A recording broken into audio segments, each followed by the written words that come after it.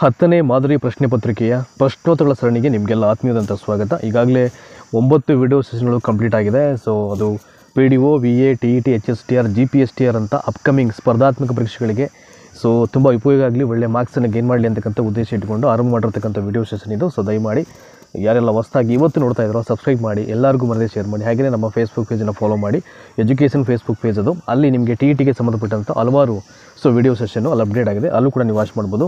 So let's begin from the question number 1. It is the model question paper 10ನಲ್ಲಿ ಮೊದಲನೇ ಪ್ರಶ್ನೆ, ಭಾರತೀಯ ಪತ್ರಿಕೋದ್ಯಮದ ಪ್ರವರ್ತಕ ಎಂದು ಯಾರನ್ನು ಕರೆಯಲಾಗುತ್ತೆ ಅಂತ. ನೋಡಿ, ಭಾರತೀಯ ಪತ್ರಿಕೋದ್ಯಮದ ಪ್ರವರ್ತಕ ಅಂತ ಯಾರನ್ನ ಹೇಳ್ತೀವಿ ಅಂತ. So Lord Ripon, Balagangadhara Tilak, Rajaram Mohan Roy ಮತ್ತು ಮೌಲಾನಾ ಅಬ್ದುಲ್ ಕಲಾಂ ಆಜಾದ್ ಅಂತ ಇದೆ. So right answer is Rajaram Mohan Roy ಅವರನ್ನು ಭಾರತೀಯ ಪತ್ರಿಕೋದ್ಯಮದ ಪಿತಾಮಹ ಅಂತ ಹೇಳುವಂಥದ್ದು. 1905ರಲ್ಲಿ ಸರ್ವೆಂಟ್ಸ್ ಆಫ್ ಇಂಡಿಯಾ ಸೊಸೈಟಿಯನ್ನು ಸ್ಥಾಪಿಸಿದವರು ಯಾರು ಅಂತ. ಸೊ 1905ಯಲ್ಲಿ ಸರ್ವೆಂಟ್ಸ್ ಆಫ್ ಇಂಡಿಯಾ ಸೊಸೈಟಿಯನ್ನು ಯಾರು ಸ್ಥಾಪನೆ ಮಾಡ್ತಾರೆ? ಬಾಲಗಂಗಾಧರ ತಿಲಕ್, ಗೋಪಾಲಕೃಷ್ಣ ಗೋಖಲೆ, ಸ್ವಾಮಿ ದಯಾನಂದ ಸರಸ್ವತಿ, ಶ್ರೀ ನಾರಾಯಣ ಗುರು ಅಂತಿದೆಯಲ್ಲ. ಸೊ ಆಪ್ಷನ್ ಬಿ ಇದೆಯಲ್ಲ, ಗೋಪಾಲಕೃಷ್ಣ ಗೋಖಲೆ ಅಂತ, ಅದು ರೈಟ್ ಆನ್ಸರ್ ಆಗುತ್ತೆ. ನೆಕ್ಸ್ಟು, ಮುಸ್ಲಿಂ ಲೀಗ್ ಸ್ಥಾಪನೆ ಆದದ್ದು ಯಾವಾಗ ಅಂತ. So December 30, 1906. So Muslim league ಸ್ಥಾಪನೆ ಇದ್ದು ಯಾವಾಗ? ಡಿಸೆಂಬರ್ 30, 1906, ಅಕ್ಟೋಬರ್ 16, 1905, ಆಗಸ್ಟ್ 14, 1908, ಅಕ್ಟೋಬರ್ 24, 1906 ಅಂತ ಇದೆ. ಸೊ ಮುಸ್ಲಿಂ ಲೀಗ್ ಸ್ಥಾಪನೆಯಾಗಿದ್ದು ಡಿಸೆಂಬರ್ 30, 1906 ಇದಕ್ಕೆ ರೈಟ್ ಆನ್ಸರ್ ಆಗುತ್ತೆ. ಸೊ ನೆಕ್ಸ್ಟು 4ನೇ ಪ್ರಶ್ನೆ ನೋಡೋಣ. ಈಗ ಕೆಳಗಿನವುಗಳನ್ನು ಗಮನಿಸಿ. ನೋಡಿ, ಇದರಲ್ಲಿ match the following type of questions. Part ಎನಲ್ಲಿ ಅಮರ್ ಸೋನಾರ್ ಬಾಂಗ್ಲಾ ಅಂತಿದೆ, ಮ್ಯಾಜಿನಿ ಅಂತ ಇದೆ, ನವಜೀವನ ಅಂತ ಇದೆ, ವೇದ ಭಾಷೆ ಭೂಮಿಕಾ ಅಂತ ಇದೆ. ಸೊ ಇವೆಲ್ಲವನ್ನು ಬರೆದಿರತಕ್ಕಂಥ ಸ್ವಾತಂತ್ರ್ಯ ಹೋರಾಟಗಾರರು ಅಥವಾ ಸಮಾಜ ಸೇವಕರು ಯಾರು ಮ್ಯಾಚ್ ಆಗ್ತಾರೆ ಅಂತ ನಾವೇನು ಮಾಡಬೇಕು, ಅದನ್ನು ಇಲ್ಲಿ ಹೊಂದಿಸಬೇಕಾಗುತ್ತೆ. ನೋಡಿ, ಇನ್ನೊಂದು ಸಲ ಓದ್ಬಿಡ್ತೀನಿ. ಪಾರ್ಟ್ ಎನಲ್ಲಿ ಅಮರ್ ಸೋನಾರ್ ಬಾಂಗ್ಲಾ, ಮ್ಯಾಜಿನಿ, ನವಜೀವನ, ವೇದ ಭಾಷೆ ಭೂಮಿಕಾ ಅಂತ ಇದೆ. ಈಗ ಸೊ ಸರಿಯಾಗಿ ಜೋಡಣೆ ಆಗಿರ್ತಕ್ಕಂಥ ಆಯ್ಕೆಯನ್ನು ಗುರುತಿಸಿ ಅಂತ ಹೇಳಿದರೆ ಯಾವ್ಯಾವ ಜೋಡಣೆ ಸರಿಯಾಗಿದೆ ಅಂತ ಇಲ್ಲಿ ನೋಡಿ. ಇಲ್ಲಿ ನಾನು ಆನ್ಸರ್ ಹೇಳ್ಬಿಡ್ತೀನಿ. First option D is the right answer. ನೋಡಿ, ಮೊದಲನೇದು ಅಮರ್ ಸೋನಾರ್ ಬಾಂಗ್ಲಾ ಅನ್ನೋದಕ್ಕೆ ದಟ್ ಈಸ್ ರೈಟ್ ಆನ್ಸರ್ ಬಂದು ವಿ ಡಿ ಸಾವರ್ಕರ್ ಹೇಳಿದ್ದು. ಅಮರ್ ಸೋನಾರ್ ಬಾಂಗ್ಲಾ ಅಂದರೆ ವಿ ಡಿ ಸಾವರ್ಕರ್ಗೆ ಸಂಬಂಧಪಟ್ಟಿದ್ದು. ಇನ್ನು ಮ್ಯಾಜಿನಿ ಅಂದರೆ that is V D Savarkar. Navajivan that is option 2 Mahatma Gandhiji. ಇನ್ನು ವೇದ ಭಾಷೆ ಭೂಮಿಕಾ ಅಂತಕ್ಕಂಥದ್ದು ಸೊ 4 ಸ್ವಾಮಿ ದಯಾನಂದ ಸರಸ್ವತಿ ಅವರಿಗೆ ಸಂಬಂಧಪಟ್ಟಂಥ ಒಂದು ಸ್ಟೇಟ್ಮೆಂಟ್, ಅದು ಒಂದು ವರ್ಡ್, ಅದು ವೇದ ಭಾಷೆ ಭೂಮಿಕಾ ಅಂತಕ್ಕಂಥದ್ದು. ನೋಡಿ, ಅರ್ಥ ಆಯಿತು ನಿಮಗೆ. ಅಮರ್ ಸೋನಾರ್ ಬಾಂಗ್ಲಾ ಅಂದರೆ ವಿ ಡಿ ಸಾವರ್ಕರು, ಮ್ಯಾಜಿನಿ ಅಂದರೆ ಅಮರ್ ಸೋನಾರ್ ಬಾಂಗ್ಲಾ ಅಂದರೆ yes. So what is there, I think V D Savarkar 2 ಸಲ ಬಂದಿದೆ, ಬಟ್ ತೊಂದರೆ ಇಲ್ಲ, ಅದು ಮ್ಯಾಚ್ ಮಾಡಿ ಹೇಳಿದ್ರೆ ಆಯಿತು. ಸೊ ಪಿಗೆ according to me that is 3. Yes, ಪಿಗೆ 3 Amar Sonar Bangla V D Savarkar, Mazzini V D Savarkar, Mazzini ಅಂದರೂ ಕೂಡ ಅದು ವಿ ಡಿ ಸಾವರ್ಕರೇ, ನವಜೀವನ ಮಹಾತ್ಮ ಗಾಂಧಿ. ಸೊ ವೇದ ಭಾಷೆಯ ಭೂಮಿಕಾ ಬಂದು ಸ್ವಾಮಿ ದಯಾನಂದ ಸರಸ್ವತಿ ಆಗುತ್ತೆ, ಅದು that is right answer. Next 5ನೇ ಪ್ರಶ್ನೆ, 1910ರಲ್ಲಿ ಹೆನ್ರಿ ಇರ್ವಿನ್ ಶಿಲ್ಪಿಯಿಂದ ಇಂದಿನ ಮೈಸೂರಿನ ಅರಮನೆಯನ್ನು ನಿರ್ಮಾಣ ಮಾಡಿದ್ರು ಯಾರು ಅಂತ. 1910ರಲ್ಲಿ ಹೆನ್ರಿ ಇರ್ವಿನ್ ಶಿಲ್ಪಿಯಿಂದ ಇಂದಿನ ಮೈಸೂರಿನ ಅರಮನೆಯನ್ನು ನಿರ್ಮಾಣ ಮಾಡಿದ್ರು ಯಾರು ಅಂತ. ಸೊ ದಿವಾನ್ VP ಮಾಧವರಾವ್, ದಿವಾನ್ T ಆನಂದರಾವ್, ದಿವಾನ್ ಕಾಂತರಾಜ ಅರಸು, ದಿವಾನ್ ಶೇಷಾದ್ರಿ ಅಯ್ಯರ್ ಅಂತ. ನೋಡಿ, ಹೆನ್ರಿ ಇರ್ವಿನ್ ಅಂತಕ್ಕಂಥ ಶಿಲ್ಪಿ ಮೈಸೂರು ಅರಮನೆಯನ್ನು ಕೆತ್ತಿದ್ದು, ಅದನ್ನು ಮಾಡಿದ್ದು ಶಿಲ್ಪಿಯಿಂದ. ಬಟ್ ಅದನ್ನು ನಿರ್ಮಾಣ ಮಾಡಿದ್ರು ಯಾರು ಅಂತ, ಆ ಶಿಲ್ಪಿಯ ಒಂದು ಸಹಕಾರದೊಂದಿಗೆ ದಿವಾನ್ T ಆನಂದರಾವ್ ಅಂತ. ನೋಡಿ, ಅವಾಗ ದಿವಾನರಾಗಿದ್ದರಂಥ ಆನಂದರಾವ್ ಅರಮನೆಯನ್ನು ನಿರ್ಮಾಣ ಮಾಡ್ತಾರೆ ಅಂತ. ನೆಕ್ಸ್ಟು ಕ್ವಶನ್ ನಂಬರ್ 6 ಹೋಗೋಣ. ಈಗ ಪ್ರಶ್ನೆ ಸಂಖ್ಯೆ 6 ನೋಡೋಣ. ಅಂತಾರಾಷ್ಟ್ರೀಯ ಮಾನವ ಹಕ್ಕುಗಳ ಯಾವ ದಿನ ಅಂದರೆ ಸೊ ಇಂಟರ್ನ್ಯಾಷನಲ್ ಹ್ಯೂಮನ್ ರೈಟ್ಸನ್ನು ಯಾವಾಗ ಸೆಲೆಬ್ರೇಟ್ ಮಾಡ್ತಾರೆ ಅಂತ. ಅಕ್ಟೋಬರ್ 10, ಡಿಸೆಂಬರ್ 6, ಡಿಸೆಂಬರ್ 10 ಮತ್ತು ನವೆಂಬರ್ 11 ಒಂದು ಇದೆ. ಆಪ್ಷನ್ ಸಿ ಇದೆಯಲ್ಲ, ಡಿಸೆಂಬರ್ 10, ಅದು ರೈಟ್ ಆನ್ಸರ್ ಆಗುತ್ತೆ.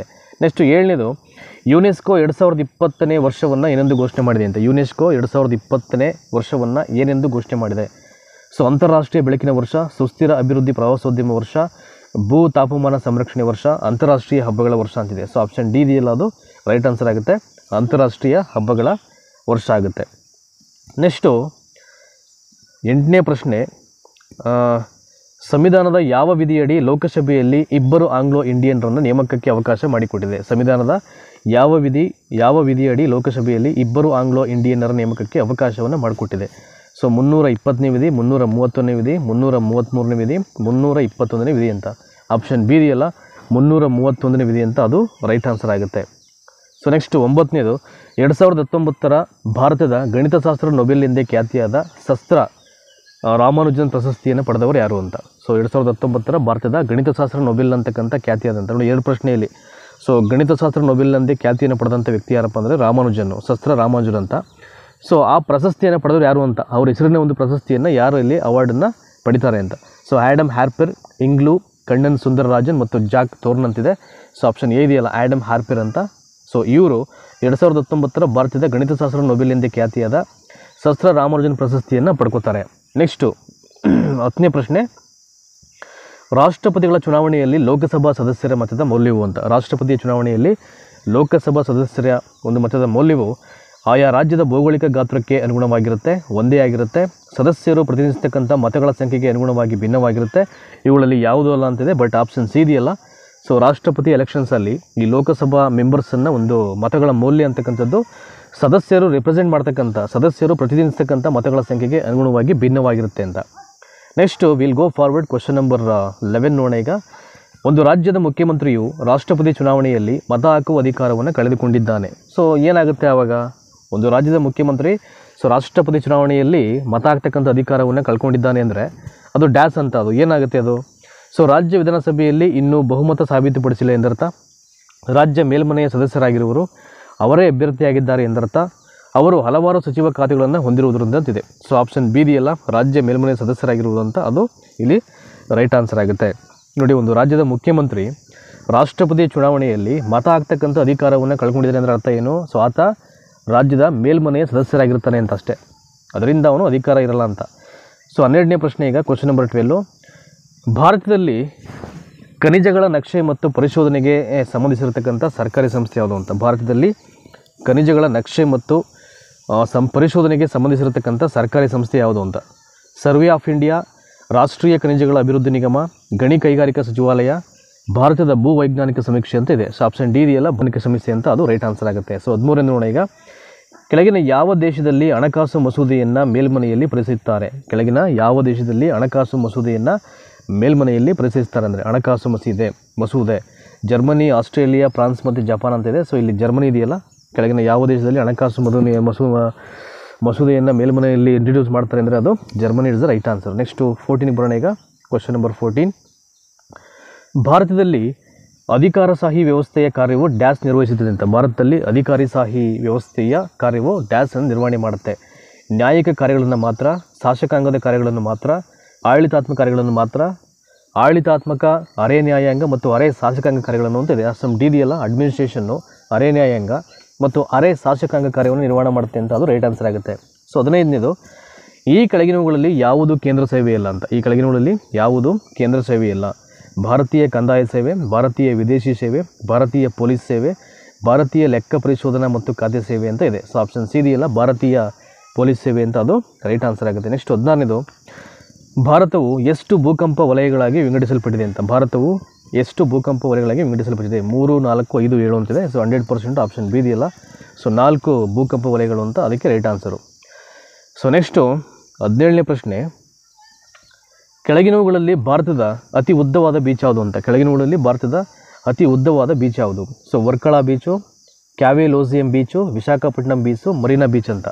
ಸೊ ಆಪ್ಷನ್ ಡಿ ಇದೆಯಲ್ಲ, ಮರೀನಾ ಬೀಚ್ ಅಂತ, ಅದು ರೈಟ್ ಆನ್ಸರ್ ಆಗುತ್ತೆ. 18ನೇದು, ಸಿಕ್ಕಿಂ ಕೆಳಗಿನ ಯಾವ ರಾಜ್ಯಗಳೊಂದಿಗೆ ಗಡಿ ಹಂಚಿಕೊಂಡಿದೆ ಅಂತ. ಸಿಕ್ಕಿಂ ಕೆಳಗಿನ ಯಾವ ರಾಜ್ಯಗಳೊಂದಿಗೆ ಗಡಿಯನ್ನು ಹಂಚಿಕೊಂಡಿದೆ? ಅಸ್ಸಾಮು, ಬಿಹಾರ, ಅರುಣಾಚಲ ಪ್ರದೇಶ ಮತ್ತು ಪಶ್ಚಿಮ ಬಂಗಾಳ ಅಂತಿದೆ. ಅಸ್ಸಾಂ, ಬಿಹಾರ್, ಅರುಣಾಚಲ ಪ್ರದೇಶ ಮತ್ತು ಪಶ್ಚಿಮ ಬಂಗಾಳ ಅಂತ. ಆಪ್ಷನ್ ಬಿ ಇದೆಯಲ್ಲ. ಸೊ ಇದು ರೈಟ್ ಆನ್ಸರ್ ಆಗುತ್ತೆ. ಬಟ್ ಇಲ್ಲಿ ಸರಿಯಾದ ಆಯ್ಕೆ ಗುರುತಿಸಿ ಅಂತ ಇದೆ ನೋಡಿ. ಇಲ್ಲಿ ಇದರಲ್ಲಿ ಯಾವುದು ಅಂತ ನಾವು ಆಯ್ಕೆ ಮಾಡ್ಕೊಳ್ಬೇಕು. 3 ಇದೆ ಇಲ್ಲಿ. ಸಿಕ್ಕಿಂ ಕೆಳಗಿನ ಯಾವ ರಾಜ್ಯಗಳೊಂದಿಗೆ ಗಡಿಯನ್ನು ಹಂಚ್ಕೊಂಡಿದೆ ಅಂತ ಇಲ್ಲಿ. ಸೊ 2 ಮತ್ತು 3, 4 ಮಾತ್ರ. 1, 2, 3 ಮತ್ತು 2, 3, 4 ಅಂತ ಇದೆ. ಸೊ ಇದಕ್ಕೆ ಆಪ್ಷನ್ ಸಿ ಇದೆಯಲ್ಲ ಇಲ್ಲಿ, ಅಸ್ಸಾಮು, ಬಿಹಾರ ಮತ್ತು ಅರುಣಾಚಲ ಪ್ರದೇಶ, ಈ 3 ರಾಜ್ಯಗಳ ಜೊತೆ ಸಿಕ್ಕಿಮಿನಗದೆ ಗಡಿಯನ್ನು ಹಂಚ್ಕೊಂಡಿದೆ ಅಂತ ಇಲ್ಲಿ ನೋಡಿ. ಅಸ್ಸಾಮು, ಬಿಹಾರ ಮತ್ತು ಅರುಣಾಚಲ ಪ್ರದೇಶ. ಸೊ ಸರಿಯಾದ ಆಯ್ಕೆಯಲ್ಲಿ 1, 2, 3 ಇದೆಯಲ್ಲ, ಆಪ್ಷನ್ ಸಿ, ಅದು ರೈಟ್ ಆನ್ಸರ್ ಆಗುತ್ತೆ. ಭಾರತದ ಸಂಸತ್ ಭವನವನ್ನು ವಿನ್ಯಾಸಗೊಳಿಸ್ತವ್ರು ಯಾರು ಅಂತ. ಭಾರತದ ಸಂಸತ್ ಭವನವನ್ನು ಯಾರು ವಿನ್ಯಾಸಗೊಳಿಸ್ತಾರೆ ಅಂತ. ಸೊ ಗುಸ್ಟಾವ್ ಐಫೆಲ್, ಲೆಕಾ ಟ್ರೂಸಿಯರ್, ಎಡ್ವಿನ್ ಲ್ಯಾಂಡ್ಸಿರ್ ಲೂಟಿಯನ್ಸ್, ಭಾವನ್ನೋ ಪಿಸಾನೋ ಅಂತ ಇದೆ. ಆಪ್ಷನ್ ಡಿ ಇದೆಯಲ್ಲ, ಸಿ, ಎಡ್ವಿನ್ ಲ್ಯಾಂಡ್ಸಿರ್ ಲೂಟಿಯನ್ಸ್ ಅಂತ, ಅದು ರೈಟ್ ಆನ್ಸರ್ ಆಗುತ್ತೆ. ಈತ ಭಾರತೀಯ ಸಂಸತ್ ಭವನವನ್ನು ವಿನ್ಯಾಸಗೊಳಿಸ್ತಾನೆ ಅಂತ. ಸೊ ನೆಕ್ಸ್ಟು, ಭಾರತದಲ್ಲಿ ಅತಿ ದೊಡ್ಡ ಜಿಲ್ಲೆ ಯಾವುದು ಅಂತ. So which is the largest district in India ಅಂತ.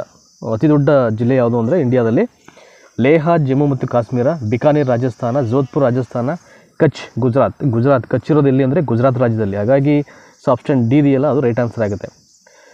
21ನೇದು ವಿಸ್ತೀರ್ಣದ ಅನುಸಾರ ಭಾರತದ ಅತಿದೊಡ್ಡ ರಾಷ್ಟ್ರೀಯ ಉದ್ಯಾನವನ ಯಾವುದು ಅಂತ. ವಿಸ್ತೀರ್ಣದ ಅನುಸಾರ ಭಾರತದ ಅತಿದೊಡ್ಡ ರಾಷ್ಟ್ರೀಯ ಉದ್ಯಾನವನ ಯಾವುದು? ಸೊ ನಾಮದಾಸ ರಾಷ್ಟ್ರೀಯ ಉದ್ಯಾನ, ಹೆಮಿಸ್ ರಾಷ್ಟ್ರೀಯ ಉದ್ಯಾನ, ಸುಂದರ್ಬನ್ಸ್ ರಾಷ್ಟ್ರೀಯ ಉದ್ಯಾನ, ಸುಂದರ್ಬನ್ಸ್ ಬಂಡೀಪುರ ರಾಷ್ಟ್ರೀಯ ಉದ್ಯಾನ ಅಂತಿದೆ. ಸೊ ಆಪ್ಷನ್ ಬಿ ಇದೆಯಲ್ಲ, ವಿಸ್ತೀರ್ಣದಲ್ಲಿ ಭಾರತದ ಅತಿದೊಡ್ಡ ರಾಷ್ಟ್ರೀಯ ಉದ್ಯಾನ ಯಾವುದಪ್ಪ ಅಂದರೆ ಹೆಮಿಸ್ ರಾಷ್ಟ್ರೀಯ ಉದ್ಯಾನ, ಅದು ರೈಟ್ ಆನ್ಸರ್ ಆಗುತ್ತೆ. ನೆಕ್ಸ್ಟು 22, ಸೊ ರೈಟ್ ಸೈಡ್ ಇದೆ, ಬಲಭಾಗ ಬರೋಣ ಈಗ ಟಾಪಲ್ಲಿ. ಕರ್ನಾಟಕದ ಪ್ರಾಚೀನ ಶಿವಲಿಂಗ ಯಾವುದು ಅಂತ. ಕರ್ನಾಟಕದ ಪ್ರಾಚೀನ ಶಿವಲಿಂಗ ಯಾವುದು? ಗೋಕರ್ಣನಾಥೇಶ್ವರ ಲಿಂಗ, ಕೋಟಿಲಿಂಗೇಶ್ವರ ಕೋಲಾರ, ಬನವಾಸಿಯ ಮಧುಕೇಶ್ವರ ಲಿಂಗ, ತಾಳಗುಂಜದ ಪ್ರಣವೇಶ್ವರ ಲಿಂಗ ಅಂತಿದೆ. ಸೊ 23ನೇ ಆಪ್ಷನ್ ಡಿ ಇದೆಯಲ್ಲ, ತಾಳಗುಂಜದ ಪ್ರಣವೇಶ್ವರ ಲಿಂಗ ಅಂತ, ಅದು ರೈಟ್ ಆನ್ಸರ್ ಆಗುತ್ತೆ. ನೆಕ್ಸ್ಟು 23ನೇದು, ಸೊ ಯಾವುದೇ ಒಬ್ಬ ವ್ಯಕ್ತಿಯನ್ನು ಒಂದು ರೀತಿಯ ಅಪರಾಧಕ್ಕೆ ಸೊ ಒಂದಕ್ಕಿಂತ ಹೆಚ್ಚು ಸಾರಿ ಶಿಕ್ಷಿಸುವಂತಿಲ್ಲ ಎಂಬ ತತ್ವವನ್ನು ಪ್ರತಿಪಾದಿಸಿದವರು ಅಂತ.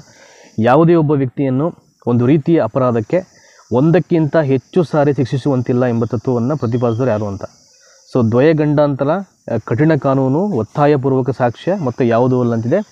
ಆಪ್ಷನ್ ಎ ಇದೆಯಲ್ಲ, ದ್ವಯಗಂಡಾಂತರ ಅಂತ, ಅದು ರೈಟ್ ಆನ್ಸರ್ ಆಗುತ್ತೆ.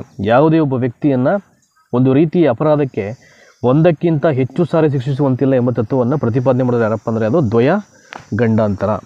ನೆಕ್ಸ್ಟು 24ನೇದು, ಕ್ವಶನ್ ನಂಬರ್ 24, ದಟ್ ಈಸ್ ಮಂಗನ ಬಾಹು ಕಾಯಿಲೆ ನಮ್ಮ ದೇಹದ ಯಾವ ಭಾಗಕ್ಕೆ ನೇರ ಪರಿಣಾಮ ಬೀರುತ್ತೆ ಅಂತ. ಮಂಗನ ಬಾಹು ಕಾಯಿಲೆ ನಮ್ಮ ದೇಹದ ಯಾವ ಭಾಗಕ್ಕೆ ನೇರ ಪರಿಣಾಮ ಬೀರುತ್ತೆ? ಸೊ ದವಡೆ, ಶ್ವಾಸಕೋಶ, ಲಾಲಗ್ರಂಥಿಗಳು ಮತ್ತು ಗಂಟಲು ಅಂತ ಇದೆ. ಸೊ ಈ ಮಂಗನ ಬಾಹು ಕಾಯಿಲೆ ಸೊ ಡೈರೆಕ್ಟ್ಲಿ ಎಫೆಕ್ಟ್ ಮಾಡೋದು ಲಾಲಗ್ರಂಥಿಗಳಿಗೆ. ಸೊ ಬಣ್ಣ ಕುರುಡುತನಕ್ಕೆ ನಮ್ಮ ದೇಹದಲ್ಲಿರ್ತಕ್ಕಂಥ ಯಾವ ಕೋಶ ಅಸ್ವಸ್ಥತೆಗೆ ಕಾರಣವಾಗಿದೆ? ಬಣ್ಣ ಕುರುಡುತನಕ್ಕೆ ಸೊ ನಮ್ಮ ದೇಹದಲ್ಲಿರ್ತಕ್ಕಂಥ ಯಾವ ಒಂದು ಕೋಶ ಅಸ್ವಸ್ಥತೆಗೆ ಕಾರಣವಾಗಿದೆ ಅಂತ. ಸೊ ರೆಟಿನಾ, ಕಾರ್ನಿಯಾ, ಮಸೂರ ಮತ್ತು ಕೋನ್ಸೆಲ್ ಅಂತ ಇದೆ. ಆಪ್ಷನ್ ಡಿ ಇದೆಯಲ್ಲ, ಕೋನ್ಸೆಲ್ ಅಂತ, ಅದು ರೈಟ್ ಆನ್ಸರ್ ಆಗುತ್ತೆ. ಸೊ 26ನೇದು, ಸಸ್ಯಜನ್ಯ ರೆಸಿನ್ ಯಾವ ಆಹಾರ ಪದಾರ್ಥಕ್ಕೆ ಕಲಬೆರಕೆ ಪದಾರ್ಥವಾಗಿ ಬಳಸಲ್ಪಡುತ್ತೆ ಅಂತೆ. ಸಸ್ಯಜನ್ಯ ರೆಸಿನ್ನು ಯಾವ ಆಹಾರ ಪದಾರ್ಥಕ್ಕೆ ಕಲಬೆರಕೆ ಪದಾರ್ಥವಾಗಿ ಬಳಸಲ್ಪಡುತ್ತದೆ? ಅರಿಶಿನ, ಚಾಪುಡಿ, ದಾಲ್ಚಿನ್ನಿ ಮತ್ತು ಇಂಗು ಅಂತ ಇದೆ. So that is option D ಇದೆಯಲ್ಲ, ಇಂಗು ಅಂತ, ಅದು ರೈಟ್ ಆನ್ಸರು. ಸಸ್ಯಜನ್ಯ ರೆಸಿನ್ ಯಾವ ಆಹಾರ ಪದಾರ್ಥಕ್ಕೆ ಕಲಬೆರಕೆ ಅಂದರೆ ಅದು ಇಂಗು. 27ಕ್ಕೆ ಬರೋಣ ಈಗ, ಕ್ವಶನ್ ನಂಬರ್ 27. ಸೊ ಹಾರುಬೂದಿ, ಫ್ಲೈ ಆ್ಯಶ್ ಅಂತಾರೆ ಅದನ್ನು. ಹಾರುಬೂದಿಯಲ್ಲಿ ಸೊ ಯಾವುದರ ಆಕ್ಸೈಡ್ಗಳು ಕಂಡುಬರುತ್ತವೆ ಅಂತ. ಹಾರುಬೂದಿಯಲ್ಲಿ ಯಾವ ಆಕ್ಸೈಡ್ ಕಂಡುಬರುತ್ತೆ ಅಂದರೆ ಯಾವುದ್ರದ್ದು ಅಂತ. ಅದು ಸಿಲಿಕಾ ಮತ್ತು ಕ್ಯಾಲ್ಸಿಯಮ್ಮು, ಸೋಡಿಯಂ ಮತ್ತು ಪೊಟ್ಯಾಷಿಯಮು, ಸಿಲಿಕಾ ಮತ್ತು ಪೊಟ್ಯಾಷಿಯಮು, ಸೋಡಿಯಂ ಮತ್ತು ಅಲ್ಯೂಮಿನಿಯಂ ಅಂತಿದೆ. ಸೊ ಆಪ್ಷನ್ 1 ಇದೆಯಲ್ಲ, ಸಿಲಿಕಾ ಮತ್ತು ಕ್ಯಾಲ್ಸಿಯಂ ಅಂತ, ಅದು ರೈಟ್ ಆನ್ಸರ್ ಆಗುತ್ತೆ. Option 1 is the right answer. 28, ಸಮೀಪ ದೃಷ್ಟಿ ದೋಷ ಇರತಕ್ಕಂಥ ಒಬ್ಬ ವ್ಯಕ್ತಿಯಲ್ಲಿ ಬಿಂಬವು ಎಲ್ಲಿ ಮೂಡುತ್ತದೆ? ಸಮೀಪ ದೃಷ್ಟಿ ದೋಷ ಇರತಕ್ಕಂಥ ಒಬ್ಬ ವ್ಯಕ್ತಿಯಲ್ಲಿ ಬಿಂಬವು ಎಲ್ಲಿ ಮೂಡುತ್ತದೆ? ರೆಟಿನಾದ ಮುಂಭಾಗದಲ್ಲಿ, ರೆಟಿನಾದ ಹಿಂಭಾಗದಲ್ಲಿ, ರೆಟಿನಾದ ಮೇಲೆ, ಯಾವುದೂ ಅಲ್ಲ ಅಂತಿದೆ. ಸೊ ರೆಟಿನಾದ ಮುಂಭಾಗದಲ್ಲಿ ಅಂತಿದೆ, ಆಪ್ಷನ್ ಎ, ಅದು ರೈಟ್ ಆನ್ಸರ್ ಆಗುತ್ತೆ. ನೆಕ್ಸ್ಟು 29ನೇ ಪ್ರಶ್ನೆ, ಈ ಕೆಳಗಿನವುಗಳಲ್ಲಿ ಯಾವುದು ಸಾರಜನಕವನ್ನು ಒಳಗೊಂಡಿರುವುದಿಲ್ಲ ಅಂತ. ನೈಟ್ರೋಜನ್ ಅಂತ ಇದೆ, ಸಾರಜನಕ ಅಂದರೆ ನೈಟ್ರೋಜನ್ ಇಂಗ್ಲೀಷಲ್ಲಿ. ಈ ಕೆಳಗಿನವುಗಳಲ್ಲಿ ಯಾವುದು ಸಾರಜನಕವನ್ನು ಒಳಗೊಂಡಿರುವುದಿಲ್ಲ? ಸುಣ್ಣದ super phosphate, urea, Indian salt ಲೆಪ್ಚರ್ ಮತ್ತು ಚಿಲ್ಲಿ ಸಾಲ್ಟ್ ಪೆಪ್ಪರ್ ಅಂತ ಇದೆ. ಸೊ ಯಾವುದು ಸಾರಜನಕವನ್ನು ಒಳಗೊಂಡಿರಲ್ಲ ಅಂದರೆ ಸುಣ್ಣದ ಸೂಪರ್ ಫಾಸ್ಫೇಟ್ ಅಂತ ಇದೆಯಲ್ಲ, ಅದು ರೈಟ್ ಆನ್ಸರ್ ಆಗುತ್ತೆ. Option A. ಸೊ ನೆಕ್ಸ್ಟು 30ನೇ ಪ್ರಶ್ನೆ, ಚೆಲುವೆ ಪುಡಿಯ ಅಣುಸೂತ್ರ ಅಂತ. ಚೆಲುವೆ ಪುಡಿ ಅಣುಸೂತ್ರ CaOCl2, so CaCl2, NaHOO3, Na2CO3 ಅಂತಿದೆ. ಸೊ ಚೆಲುವೆ ಪುಡಿಯ ಅಣುಸೂತ್ರ ಯಾವುದಪ್ಪ ಅಂದರೆ CaOC12 ಅಂತಿದೆಯಲ್ಲ, ಇಟ್ಸ್ ರೈಟ್ ಆನ್ಸರ್. ಅದು ಸೈನ್ಸಲ್ಲಿ ಜಾಸ್ತಿ ಅಭ್ಯಾಸ ಮಾಡೋರಿಗೆ ಇವೆಲ್ಲ ಗೊತ್ತಿರುತ್ತೆ ಅವರಿಗೆ. ಸೊ ಪ್ರತಿಯೊಂದು ರಾಸಾಯನಿಕ ಹೆಸರುಗಳು ಮತ್ತು ಅವುಗಳ ಕೋಡ್ ಹೇಗೆ ಓದಬೇಕು ಮತ್ತು ಯಾವ ರೀತಿ ಅಭ್ಯಾಸ ಮಾಡಬೇಕು ಅಂತ. ಸೊ ನಾರದ ಸಮ್ಮಾನ್ ಅವಾರ್ಡನ್ನು ಯಾವ ಕ್ಷೇತ್ರಕ್ಕೆ ನೀಡುತ್ತಾರೆ ಅಂತ. ನಾರದ ಸಮ್ಮಾನ್ ಅಂತಕ್ಕಂಥ ಒಂದು ಅವಾರ್ಡ್ ಏನಿದೆ ಅದನ್ನು ಯಾವ ಸೆಕ್ಟರ್ಗೆ ಪ್ರೊವೈಡ್ ಕೊಡ್ತಾರೆ ಅಂತ. ಸೊ ಡ್ರಾಮಾ, ಮ್ಯೂಸಿಕ್ಕು, ವಿದೇಶಾಂಗ ವ್ಯವಹಾರ ಮತ್ತು ಪತ್ರಿಕೋದ್ಯಮ. ಸೊ ನಾರದ ಸಮ್ಮಾನ್ ಅವಾರ್ಡನ್ನು ಪತ್ರಿಕೋದ್ಯಮ ಕ್ಷೇತ್ರಕ್ಕೆ ಕೊಡುವಂಥದ್ದು. ಅತಿ ಹೆಚ್ಚು ಹಾನಿಕಾರಕವಾದ ನೇರಳಾತೀತ ಕಿರಣ ಯಾವುದು ಅಂತ. ಇಟ್ ಈಸ್ ತುಂಬ ಹಾನಿಕಾರಕವಾಗಿರೋದು, ಆಯಿತಾ. ಯಾವುದು ಬರುತ್ತೆ ಅಂತ, ಅಲ್ಟ್ರಾವೈಲೆಟ್. ಅದು ನೇರಳಾತೀತ ಕಿರಣ A. So ultraviolet B, ultraviolet C, ultraviolet D ಅಂತಿದೆ. ಸೊ ದಟ್ ಈಸ್ ನೇರಳಾತೀತ ಕಿರಣ ಸಿ ಇದೆಯಲ್ಲ, ultraviolet C, the most dangerous ultraviolets ಇದು. ದಟ್ ಈಸ್ ಅದು ಸಿ ಅಂತಿದೆಯಲ್ಲ, ನೇರಳಾತೀತ ಕಿರಣ ಸಿ ಅಂತ, ಅದು ರೈಟ್ ಆನ್ಸರ್ ಆಗುತ್ತೆ. ಸೊ 33ನೇದು, ಮುತ್ತೋಡಿ ಪ್ರಾಣಿಧಾಮ ಎಂದು ಯಾವ ವನ್ಯಜೀವಿ ಧಾಮವನ್ನು ಕರೆಯುತ್ತಾರೆ ಅಂತ. ಮುತ್ತೋಡಿ ಪ್ರಾಣಿಧಾಮ ಎಂದು ಯಾವ ವನ್ಯಜೀವಿಯನ್ನು ಕರೆಯುತ್ತಾರೆ? ಸೊ ದಾರೋಜಿ ಕರಡಿಧಾಮ, ಭದ್ರಾ ವನ್ಯಜೀವಿ ಧಾಮ, ಬೆಳಗೆರೆ ರಂಗನತಿಟ್ಟು ಧಾಮ, ಸೊ ರಾಮದೇವ ಬೆಟ್ಟಿರುವಂತಿದೆ. ಆಪ್ಷನ್ ಬಿ ಇದೆಯಲ್ಲ, ಭದ್ರಾ ವನ್ಯಜೀವಿ ಧಾಮ ಅಂತ, ಅದು ರೈಟ್ ಆನ್ಸರ್ ಆಗುತ್ತೆ. 33. ಸೊ ನೆಕ್ಸ್ಟು 34ನೇದು, ಕೇಂದ್ರ ಸರ್ಕಾರಕ್ಕೆ ಶೇಷಾಧಿಕಾರಿಗಳನ್ನು ಹಾಗೂ ಕೇಂದ್ರದಿಂದ ರಾಜ್ಯಪಾಲರ ನೇಮಕಾತಿಯನ್ನು ಯಾವ ದೇಶದ ಸಂವಿಧಾನದಿಂದ ಎರವಲು ಪಡೆಯಲಾಗಿದೆ? ಕೇಂದ್ರ ಸರ್ಕಾರಕ್ಕೆ ಶೇಷಾಧಿಕಾರಿಗಳನ್ನು ಹಾಗೂ ಕೇಂದ್ರದಿಂದ ರಾಜ್ಯಪಾಲರ ನೇಮಕಾತಿಯನ್ನು ಯಾವ ದೇಶದ ಸಂವಿಧಾನದಿಂದ ಎರವಲು ಪಡೆಯಲಾಗಿದೆ? ಸೊ ಆಸ್ಟ್ರೇಲಿಯಾ ಸಂವಿಧಾನ, ಬ್ರಿಟನ್ ಸಂವಿಧಾನ, ದಕ್ಷಿಣ ಆಫ್ರಿಕಾ ಸಂವಿಧಾನ, ಕೆನಡಾ ಸಂವಿಧಾನ. ಸೊ ಆಪ್ಷನ್ ಡಿ ಇದೆಯಲ್ಲ, ಕೆನಡಾ ಸಂವಿಧಾನ, ಅದು ರೈಟ್ ಆನ್ಸರ್ ಆಗುತ್ತೆ. ಸೊ ನೆಕ್ಸ್ಟ್ 35ನೇದು, ಯಾವ ಒಂದು ಪ್ರಕರಣದಲ್ಲಿ ಸರ್ವೋಚ್ಚ ನ್ಯಾಯಾಲಯವು ಸಂವಿಧಾನದ ಪ್ರಸ್ತಾವನೆಯ ಸಂವಿಧಾನ ನಿರ್ಮಾತೃಗಳ ಮನಸ್ಸಿನ ಕಪಾಟಿನ ಬೀಗವನ್ನು ತೆರೆಯುವ ಕೀಲಿಯದ್ದಂತೆ ಎಂದು ಅಭಿಪ್ರಾಯಪಟ್ಟಿದೆ? ನೋಡಿ, ಇನ್ನೊಂದು ಸಲ ಓದ್ಕೊಳ್ಳಿ. ಯಾವ ಒಂದು ಪ್ರಕರಣದಲ್ಲಿ, ಸೊ ಯಾವ ಒಂದು ಇನ್ಸಿಡೆಂಟಲ್ಲಿ ಅಥವಾ ಯಾವ ಒಂದು ಕೇಸಲ್ಲಿ ಸರ್ವೋಚ್ಚ ನ್ಯಾಯಾಲಯ ಅಂತಕ್ಕಂಥದ್ದು ಸಂವಿಧಾನದ ಪ್ರಸ್ತಾವನೆಯ ಸಂವಿಧಾನ ನಿರ್ಮಾತೃಗಳ ಮನಸ್ಸಿನ ಕಪಾಟಿನ ಬೀಗವನ್ನು ತೆಗೆಯುವ ಕೇಲಿ ಇದ್ದಂತೆ ಎಂದು ಅಭಿಪ್ರಾಯಪಟ್ಟಿದೆ? ಸೊ ಯಾವುದನ್ನು ಅಂತ, ಯಾವ ಪ್ರಕರಣವನ್ನು ಅಂತ? ಸೊ ಕೇಶವಾನಂದ ಭಾರತಿ ಪ್ರಕರಣ, ಬೆರುಬಾರಿ ಪ್ರಕರಣ, ಗೋಲಕ್ನಾಥ್ ಪ್ರಕರಣ ಮತ್ತು ಮಿನರ್ವಾ ಮಿಲ್ಸ್ ಪ್ರಕರಣ ಅಂತಿದೆ. ಸೊ ಆಪ್ಷನ್ ಬಿ ಇದೆಯಲ್ಲ, ಬೆರುಬಾರಿ ಪ್ರಕರಣ ಅಂತ, ಅದು ಇದಕ್ಕೆ ರೈಟ್ ಆನ್ಸರ್ ಆಗುತ್ತೆ. ಒಂದು ಕ್ವಶನ್ ಪೇಪರಲ್ಲಿ ಕೇಳಿದ್ರು ಅನ್ಸುತ್ತೆ ಇದನ್ನು TETಯಲ್ಲಿ. ಸೊ ನಾನೇ ಎಲ್ಲೋ ಹೇಳ್ದಂಗೆ ಇದನ್ನು, ಅದಂಗೆ ಸಡನ್ನಾಗಿ ಫ್ಲಾಸ್ ಆಯಿತು ನನಗೆ. ಸೊ ಈ ರೀತಿಯ ಪ್ರಶ್ನೆಗಳು ತುಂಬ ಇಂಪಾರ್ಟೆಂಟ್ ಆಗುತ್ತೆ. 36ನೇ ನೋಡೋಣ ಈಗ. ವಿರುದ್ಧದ ಹಕ್ಕು, ಕೈ ಕೋಳ ತುಳಿಸ್ತಕ್ಕಂಥ ಸೊ ವಿರುದ್ಧದ ಹಕ್ಕು ಹಾಗೂ ಉಚಿತ ಕಾನೂನು ನೆರವು ಪಡೆಯುವ ಹಕ್ಕುಗಳನ್ನು ಸಂವಿಧಾನದ ಯಾವ ವಿಧಿಯಡಿ ನೀಡಲಾಗಿದೆ ಅಂತ? ಸೊ 14th, 22nd, 21ನೇ ವಿಧಿ ಮತ್ತು 30ನೇ ವಿಧಿ ಅಂತಿದೆ. ಸೊ ಅದು 21ನೇ ವಿಧಿ ಎನ್ನುವ ಕೈ ಕೋಳ ತಡಿಸ್ತಕ್ಕಂಥ ವಿರುದ್ಧದ ಹಕ್ಕು ಮತ್ತು ಉಚಿತ ಕಾನೂನು ನೆರವು ಪಡೆಯೋಕ್ಕನ್ನು ಸಂವಿಧಾನದ ಈ ಒಂದು ವಿಧಿಯಲ್ಲಿ ಅದು ನೀಡಲಾಗಿದೆ ಅಂತ. ಸೊ ನೆಕ್ಸ್ಟು 37ನೇ ಪ್ರಶ್ನೆ, ರಾಜ್ಯ ನಿರ್ದೇಶಕ ತತ್ವಗಳನ್ನು ಅನುಷ್ಠಾನಗೊಳಿಸುವಂತೆ ಕೋರಿ ಅರ್ಜಿ ಸಲ್ಲಿಸಬಹುದಾದ ನ್ಯಾಯಾಲಯ ಯಾವುದು ಅಂತ? ರಾಜ್ಯ ನಿರ್ದೇಶಕ ತತ್ವಗಳನ್ನು ಅನುಷ್ಠಾನಗೊಳಿಸುವಂತೆ ಕೋರಿ ಅರ್ಜಿ ಸಲ್ಲಿಸಬಹುದಾದ ನ್ಯಾಯಾಲಯ ಯಾವುದು? ಸರ್ವೋಚ್ಚ ನ್ಯಾಯಾಲಯ, ರಾಜ್ಯ ಉಚ್ಚ ನ್ಯಾಯಾಲಯ, ಕೇಂದ್ರ ಆಡಳಿತ ನ್ಯಾಯಾಲಯ ಮತ್ತು ಯಾವುದೂ ಅಲ್ಲ ಅಂತಿದೆ. ಆಪ್ಷನ್ ಡಿ ಇದೆಯಲ್ಲ, ಯಾವುದೂ ಅಲ್ಲ ಅಂತ, ಅದು ರೈಟ್ ಆನ್ಸರ್ ಆಗುತ್ತೆ. 38ನೇದು, ಭಾರತದ ಸಂವಿಧಾನದಂತೆ ರಾಷ್ಟ್ರಪತಿ ಹೊಂದಿರುವ ಅಧಿಕಾರ ಸ್ವರೂಪ ಯಾವುದು ಅಂತ? ಭಾರತದ ಸಂವಿಧಾನದಂತೆ ರಾಷ್ಟ್ರಪತಿ ಹೊಂದಿರತಕ್ಕಂಥ ಅಧಿಕಾರ ಸ್ವರೂಪ ಯಾವುದು? ಸಾಂಕೇತಿಕ ಅಧಿಕಾರ, ಸೀಮಿತ ಅಧಿಕಾರ, ಸಂಪೂರ್ಣ ಅಧಿಕಾರ, ನಿಶ್ಚಿತ ಅಧಿಕಾರವಿಲ್ಲ ಅಂತಿದೆ. ಸೊ ಭಾರತ ಸಂವಿಧಾನದಂತೆ ರಾಷ್ಟ್ರಪತಿ ಹೊಂದಿರತಕ್ಕಂಥ ಅಧಿಕಾರ ಸ್ವರೂಪ ಯಾವುದಪ್ಪ ಅಂದರೆ ಅದು ಸಾಂಕೇತಿಕ ಅಧಿಕಾರ ಆಗುತ್ತೆ. Option A. So next, so ಈಗ 39 ಬರೋಣೆಯಲ್ಲಿ 39ನೇ ಪ್ರಶ್ನೆ, ಸಂಸತ್ ಅಥವಾ ರಾಜ್ಯ ಶಾಸಕಾಂಗದ ಸದಸ್ಯರು ಅನುಮತಿ ಇಲ್ಲದೆ ಅಧಿವೇಶನದಲ್ಲಿ ಎಷ್ಟು ಅವಧಿಯವರೆಗೆ ಗೈರು ಹಾಜರಾದರೆ ಅವರ ಸದಸ್ಯತ್ವ ರದ್ದಾಗುತ್ತೆ ಅಂತ? ಸಂಸತ್ ಅಥವಾ ರಾಜ್ಯ ಶಾಸಕಾಂಗದ ಸದಸ್ಯರು ಅಂದರೆ ಯಾರು ಸಂಸತ್ನ ಮೆಂಬರ್ಸ್ ಇರ್ತಾರೆ ಮತ್ತು ಅಥವಾ ಈ ರಾಜ್ಯ ಶಾಸಕಾಂಗದ ಅಧ್ಯಕ್ಷರು ಅಂತ ಯಾರು ಇರ್ತಾರೆ, ಅವರು ಪರ್ಮಿಷನ್ಸ್ ಇಲ್ಲದೇ, ಸ್ಪೀಕರ್ ಪರ್ಮಿಷನ್ ಇಲ್ಲದೇ ಅಧಿವೇಶನದಲ್ಲಿ ಅಲ್ಲಿ ನಡೀತಕ್ಕಂಥ ಕಾರ್ಯಕಲಾಪಗಳಿಗೆ ಎಷ್ಟು ದಿನಗಳ ಅವಧಿಗೆ ಗೈರು ಹಾಜರಾದರೆ ಅವರ ಒಂದು ಸದಸ್ಯತ್ವ ರದ್ದಾಗುತ್ತೆ ಅಂತ. ಅದಕ್ಕೊಂದು ಟರ್ಮ್ ಅಂತ ಇರುತ್ತೆ. ಅದಾದ ಮೇಲೂ ಗೈರು ಹಾಜರಾದರೆ ಅವರ ಆಟೋಮೆಟಿಕ್ಕಾಗಿ ಅವರ ಸದಸ್ಯತ್ವ ಏನಾಗುತ್ತೆ, ರದ್ದಾಗುತ್ತೆ ಅಂತ. ಸೊ 60 ದಿನ, 40 ದಿನ, 90 ದಿನ, 180 ದಿನ ಅಂತಿದೆ. So the right answer is 60 ದಿನ ಅಂತ. ಇದೊಂದು ಕ್ವಶನ್ನು ಐ ಥಿಂಕ್ ಇದೇ ವಿಡಿಯೋ ಸೆಷನ್ನ ಒಂದು ಪ್ರೀವಿಯಸ್ ಕ್ವಶನ್ ಪೇಪರ್ಲಿ ಕೇಳಿದರು ನೋಡಿ, ಸೇಮ್ ರಿಪಿಟೇಷನ್ ಆಗಿದೆ. ಸೊ 60 ದಿನ ಇಲ್ಲಿ ಒಬ್ಬ ಸಂಸದ ಅಥವಾ ರಾಜ್ಯ ಶಾಸಕಾಂಗದ ಮೆಂಬರು ಸ್ಪೀಕರ್ ಪರ್ಮಿಷನ್ ಇಲ್ಲದೆ ಸೊ ಗೈರು ಸುಮಾರು 60 ದಿನಗಳ ತನಕ ವಿತೌಟ್ ಪರ್ಮಿಷನ್ ಗೈರಾದರೆ ಅವನು ಆಟೋಮ್ಯಾಟಿಕ್ ಅವನ ಒಂದು ಸದಸ್ಯತ್ವ ರದ್ದಾಗುತ್ತೆ ಅಂತ. ಸೊ ನೆಕ್ಸ್ಟು 40ನೇ ಪ್ರಶ್ನೆ ಬರೋಣ ಈಗ. ಸದಸ್ಯರಲ್ಲದವರು ಅಧ್ಯಕ್ಷತೆ ವಹಿಸ್ತಕ್ಕಂಥ ಸದನ ಯಾವುದು? ಸದಸ್ಯ ಮೆಂಬರ್ ಅಲ್ಲದೇ ಇರೋರು ಅಧ್ಯಕ್ಷತೆ ವಹಿಸ್ತಕ್ಕಂಥ ಸದನ ಯಾವುದು ಅಂತ ಕೇಳಿದರೆ, ಸೊ ರಾಜ್ಯ ವಿಧಾನಸಭೆ, ರಾಜ್ಯ ವಿಧಾನ ಪರಿಷತ್ತು, ಲೋಕಸಭೆ, ರಾಜ್ಯಸಭೆ.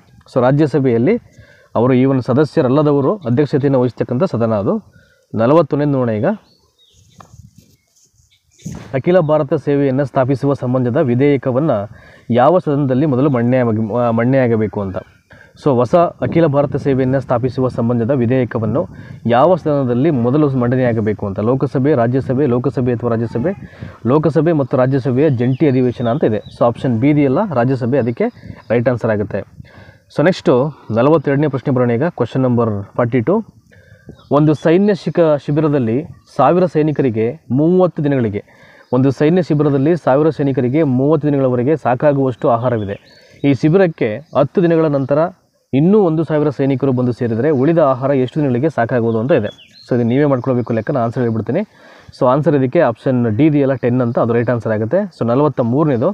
ಸೊ ನಿಮಗೆ ಈ ವಿಡಿಯೋ ಬ್ಲರ್ ಹಾಕೊಂಡ್ರೆ ದಯಮಾಡಿ ನಿಮ್ಮ ವಿಡಿಯೋ ಕ್ವಾಲಿಟಿಯನ್ನು ನಿಮ್ಮ ಯೂಟ್ಯೂಬ್ ವಿಡಿಯೋನಲ್ಲಿ ಆ ಸೆಟ್ಟಿಂಗ್ಸಲ್ಲಿ ಅಡ್ವಾನ್ಸ್ ಅಂತ ಇದು ಕ್ಲಿಕ್ ಮಾಡಿಬಿಟ್ರೆ ನಿಮಗೆ ಅಲ್ಲಿ ನಿಮಗೆ 240ಗೆ ಬೇಕೋ ಅಥವಾ ನಿಮಗೆ 360ಗೆ ಬೇಕೋ 720ಗೆ ಬೇಕೋ ಅಂತ ನಿಮಗೆ ಡೇಟಾ ಮೋಡ್ಸ್ ಇರುತ್ತೆ ಅಲ್ಲಿ.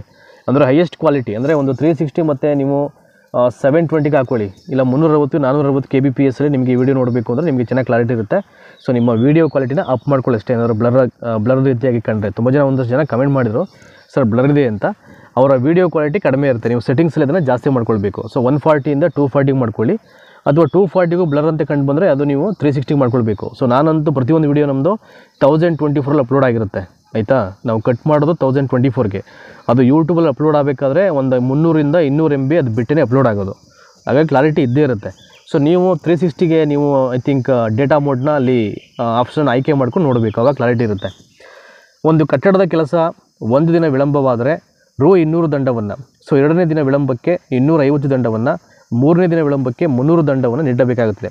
ಸೊ ಈ ರೀತಿ 10 ದಿನ ವಿಳಂಬವಾದರೆ ಎಷ್ಟು ರೂಪಾಯಿ ದಂಡವನ್ನು ನೀಡಬೇಕು ಅಂತ, ಸುಮಾರು 4250 ರೂಪಾಯಿವರೆಗೆ ದಂಡವನ್ನು ನೀಡಬೇಕಾಗುತ್ತೆ. ಹಾಗಾಗಿ ಸೊ ಆಪ್ಷನ್ ಬಿ ಇದೆಯಲ್ಲ ಅದು ರೈಟ್ ಆನ್ಸರ್ ಆಗುತ್ತೆ. ಸೊ ನೆಕ್ಸ್ಟು 44ಕ್ಕೆ ಬರೋಣ. ಈಗ ಒಂದು ತರಗತಿಯಲ್ಲಿ 45 ವಿದ್ಯಾರ್ಥಿಗಳಿರ್ತಕ್ಕಂಥ ಅವರಲ್ಲಿ ಒಬ್ಬ ವಿದ್ಯಾರ್ಥಿ ನೋಡಿ, ಒಂದು ಕ್ಲಾಸ್ ರೂಮಲ್ಲಿ 45 ಜನ ಸ್ಟೂಡೆಂಟ್ಸ್ ಇರ್ತಾರೆ ಅಂದ್ಕೊಳ್ಳಿ. ಈಗ ಸೊ ಅವರಲ್ಲಿ ಒಬ್ಬ ವಿದ್ಯಾರ್ಥಿ 20ನೇ ರ್ಯಾಂಕ್ ಬಂದಿರ್ತಾನೆ ಅವನು. ಸೊ ಇಬ್ಬರು ವಿದ್ಯಾರ್ಥಿಗಳು ಹೊಸದಾಗಿ ಸೇರ್ಪಡೆಯಾಗಿರೋದ್ರಿಂದ ಅವನು 1 ರ್ಯಾಂಕ್ ಇಳಿಕೆಯಾಗುತ್ತಾನೆ. ಹಾಗಾದರೆ ಕೊನೆಯಿಂದ ಅವನ ರ್ಯಾಂಕ್ ಎಷ್ಟನೇದು ಅಂತ. ಸೊ 27, 22, 25, 26 ಅಂತಿದೆ. ಸೊ ಆಪ್ಷನ್ ಬಿ ಇದೆಯಲ್ಲ 22 ಅದು ರೈಟ್ ಆನ್ಸರ್ ಆಗುತ್ತೆ. ಸೊ 45ನೇದು 1965ರಲ್ಲಿ ಆರಂಭಿಸಲಾದ ಕನಿಷ್ಠ ಬೆಂಬಲ ಯೋಜನೆಯಡಿ ಸೇರ್ಪಡೆಯಾದಂಥ ಮೊದಲ ಕೃಷಿ ಉತ್ಪನ್ನ ಯಾವುದು ಅಂತ. 1965ರಲ್ಲಿ ಆರಂಭ ಮಾಡಲಾದ ಕನಿಷ್ಠ ಬೆಂಬಲ ಬೆಲೆ ಯೋಜನೆಯಡಿ ಸೇರ್ಪಡೆಯಾದ ಮೊದಲ ಕೃಷಿ ಉತ್ಪನ್ನ ಯಾವುದು? ಭತ್ತ, ಹತ್ತಿ, ಕಬ್ಬು, ಗೋಧಿ ಅಂತಿದೆ. ಆಪ್ಷನ್ ಎ ಇದೆಯಲ್ಲ ಭತ್ತ ಅಂತ, ಅದು ರೈಟ್ ಆನ್ಸರ್ ಆಗುತ್ತೆ. ಸೊ ನೆಕ್ಸ್ಟು 46ನೇದು 46, ವಾಣಿಜ್ಯ ಬ್ಯಾಂಕ್ಗಳು ನೀಡ್ತಕ್ಕಂಥ ಬಡ್ಡಿ ದರವನ್ನು ನಿರ್ಧರಿಸುವ ಸಂಗತಿ ಯಾವುದು ಅಂತ. ವಾಣಿಜ್ಯ ಬ್ಯಾಂಕ್ಗಳು ನೀಡ್ತಕ್ಕಂಥ ಬಡ್ಡಿ ದರವನ್ನು ನಿರ್ಧಾರ ಮಾಡ್ತಕ್ಕಂಥ ಸಂಗತಿ ಯಾವುದು? ನಗದು ಮೀಸಲು ಅನುಪಾತ, ಬ್ಯಾಂಕ್ ದರ, ಶಾಸನಬದ್ಧ ದ್ರವತ್ವ ಪ್ರಮಾಣ, ಮೇಲಿನ ಎಲ್ಲವೂ ಅಂತ. ಆಪ್ಷನ್ ಬಿ ಇದೆಯಲ್ಲ ಬ್ಯಾಂಕ್ ದರ ಅಂತ, ಅದು ರೈಟ್ ಆನ್ಸರ್ ಆಗುತ್ತೆ. ಸೊ ವಾಣಿಜ್ಯ ಬ್ಯಾಂಕುಗಳು ತಮ್ಮಲ್ಲಿರ್ತಕ್ಕಂಥ ಒಟ್ಟು ಠೇವಣಿಯಲ್ಲಿ RBIನಲ್ಲಿ ಇಡಬೇಕಾದ ಪ್ರಮಾಣವನ್ನು ಏನಂತ ಕರೆಯುತ್ತಾರೆ ಅಂತ. ಸೊ RBI ಬ್ಯಾಂಕ್ಗಳು ತಮ್ಮಲ್ಲಿರ್ತಕ್ಕಂಥ ಒಟ್ಟು ಠೇವಣಿಯಲ್ಲಿ RBIನಲ್ಲಿರ್ತಕ್ಕಂಥ ಪ್ರಮಾಣವನ್ನು ಏನೆಂದು ಕರೆಯುತ್ತಾರೆ? ಬ್ಯಾಂಕ್ ದರ, ಶಾಸನಬದ್ಧ ದ್ರವತ್ವ ಪ್ರಮಾಣ, ನಗದು ಮೀಸಲು ಅನುಪಾತ, ರಿಸರ್ವ್ ಬ್ಯಾಂಕ್ ರಿಪೋ ದರ ಅಂತ. ಆಪ್ಷನ್ ಸಿ ಇದೆಯಲ್ಲ ನಗದು ಮೀಸಲು ಅನುಪಾತ ಅಂತ, ಅದು ರೈಟ್ ಆನ್ಸರ್ ಆಗುತ್ತೆ. 48, ಕೇಂದ್ರದಲ್ಲಿ ಮೊದಲ ಫಲಶ್ರುತಿ ಮುಂಗಡ ಪತ್ರ, ಔಟ್ಕಮ್ ಬಜೆಟ್ ಅಂತ ಕರಿತೀವಿ ಅದನ್ನು ಯಾರು ಮಂಡಿಸ್ತಾರೆ ಅಂತ ಫಸ್ಟು. ಸೊ ಕೇಂದ್ರದಲ್ಲಿ ಔಟ್ಕಮ್ ಬಜೆಟನ್ನು ಯಾರು ಇಲ್ಲಿ ಮಂಡಿಸ್ತಾರೆ ಅಂತ. ಯಶವಂತ್ ಸಿನ್ಹಾ, ಪಿ ಚಿದಂಬರಮ್ಮು, ಜಸ್ವಂತ್ ಸಿಂಗ್ ಮತ್ತು ಮನಮೋಹನ್ ಸಿಂಗ್ ಅಂತ. ಅಂದರೆ ಯಾರು ಫೈನಾನ್ಷಿಯಲ್ ಖಾತೆಯಲ್ಲಿ ಇರ್ತಾರೆ ಅವರು, ಸೊ ಸೆಂಟ್ರಲ್ ಗೌರ್ಮೆಂಟಲ್ಲಿ ಅವ್ರು ಮಂಡಿಸ್ತಾರೆ ಅಂತ. ಸೊ ಯಾವುದನ್ನು? ಔಟ್ಕಮ್ ಬಜೆಟನ್ನು, ಸೊ ಕೇಂದ್ರ ಸರ್ಕಾರದಲ್ಲಿ ಅಂತ. ಸೊ ಇಲ್ಲಿ ಆವಾಗ ಪಿ ಚಿದಂಬರಂ ಅವ್ರು ಮಂಡಿಸಿದರು ಅಂತ. ಸೊ ನೆಕ್ಸ್ಟು 49ನೇ ಪ್ರಶ್ನೆ ನೋಡೋಣ. ಈಗ ಇವುಗಳಲ್ಲಿ ಮೂಲ ಕೈಗಾರಿಕೆ ಯಾವುದು ಅಂತ.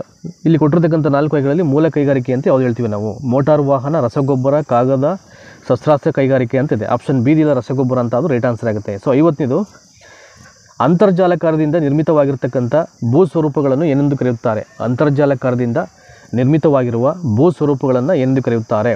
So inner topography, mantle topography, rift valley topography ಮತ್ತು ಕಾಸ್ಟ್ರಾ ಟೋಫೋಗ್ರಫಿ ಅಂತ ಇದೆ. ಇಲ್ಲಿ ಆಪ್ಷನ್ ಡಿ ಇದೆಯಲ್ಲ ಇದಕ್ಕೆ ರೈಟ್ ಆನ್ಸರ್ ಆಗುತ್ತೆ. ದಟ್ ಈಸ್ ಕಾಸ್ಟ್ರಾ ಟೋಫೋಗ್ರಫಿ ಅಂತಿಲ್ಲ, ರೈಟ್ ಆನ್ಸರ್ ಆಗುತ್ತೆ. ಅಂದರೆ ಅಂತರ್ಜಲಕಾರದಿಂದ ನಿರ್ಮಿತವಾಗಿರ್ತಕ್ಕಂಥ ಭೂ ಸ್ವರೂಪಗಳನ್ನು ನಾವು ಹೀಗೆ ಕರಿತೀವಿ ಅಂತ.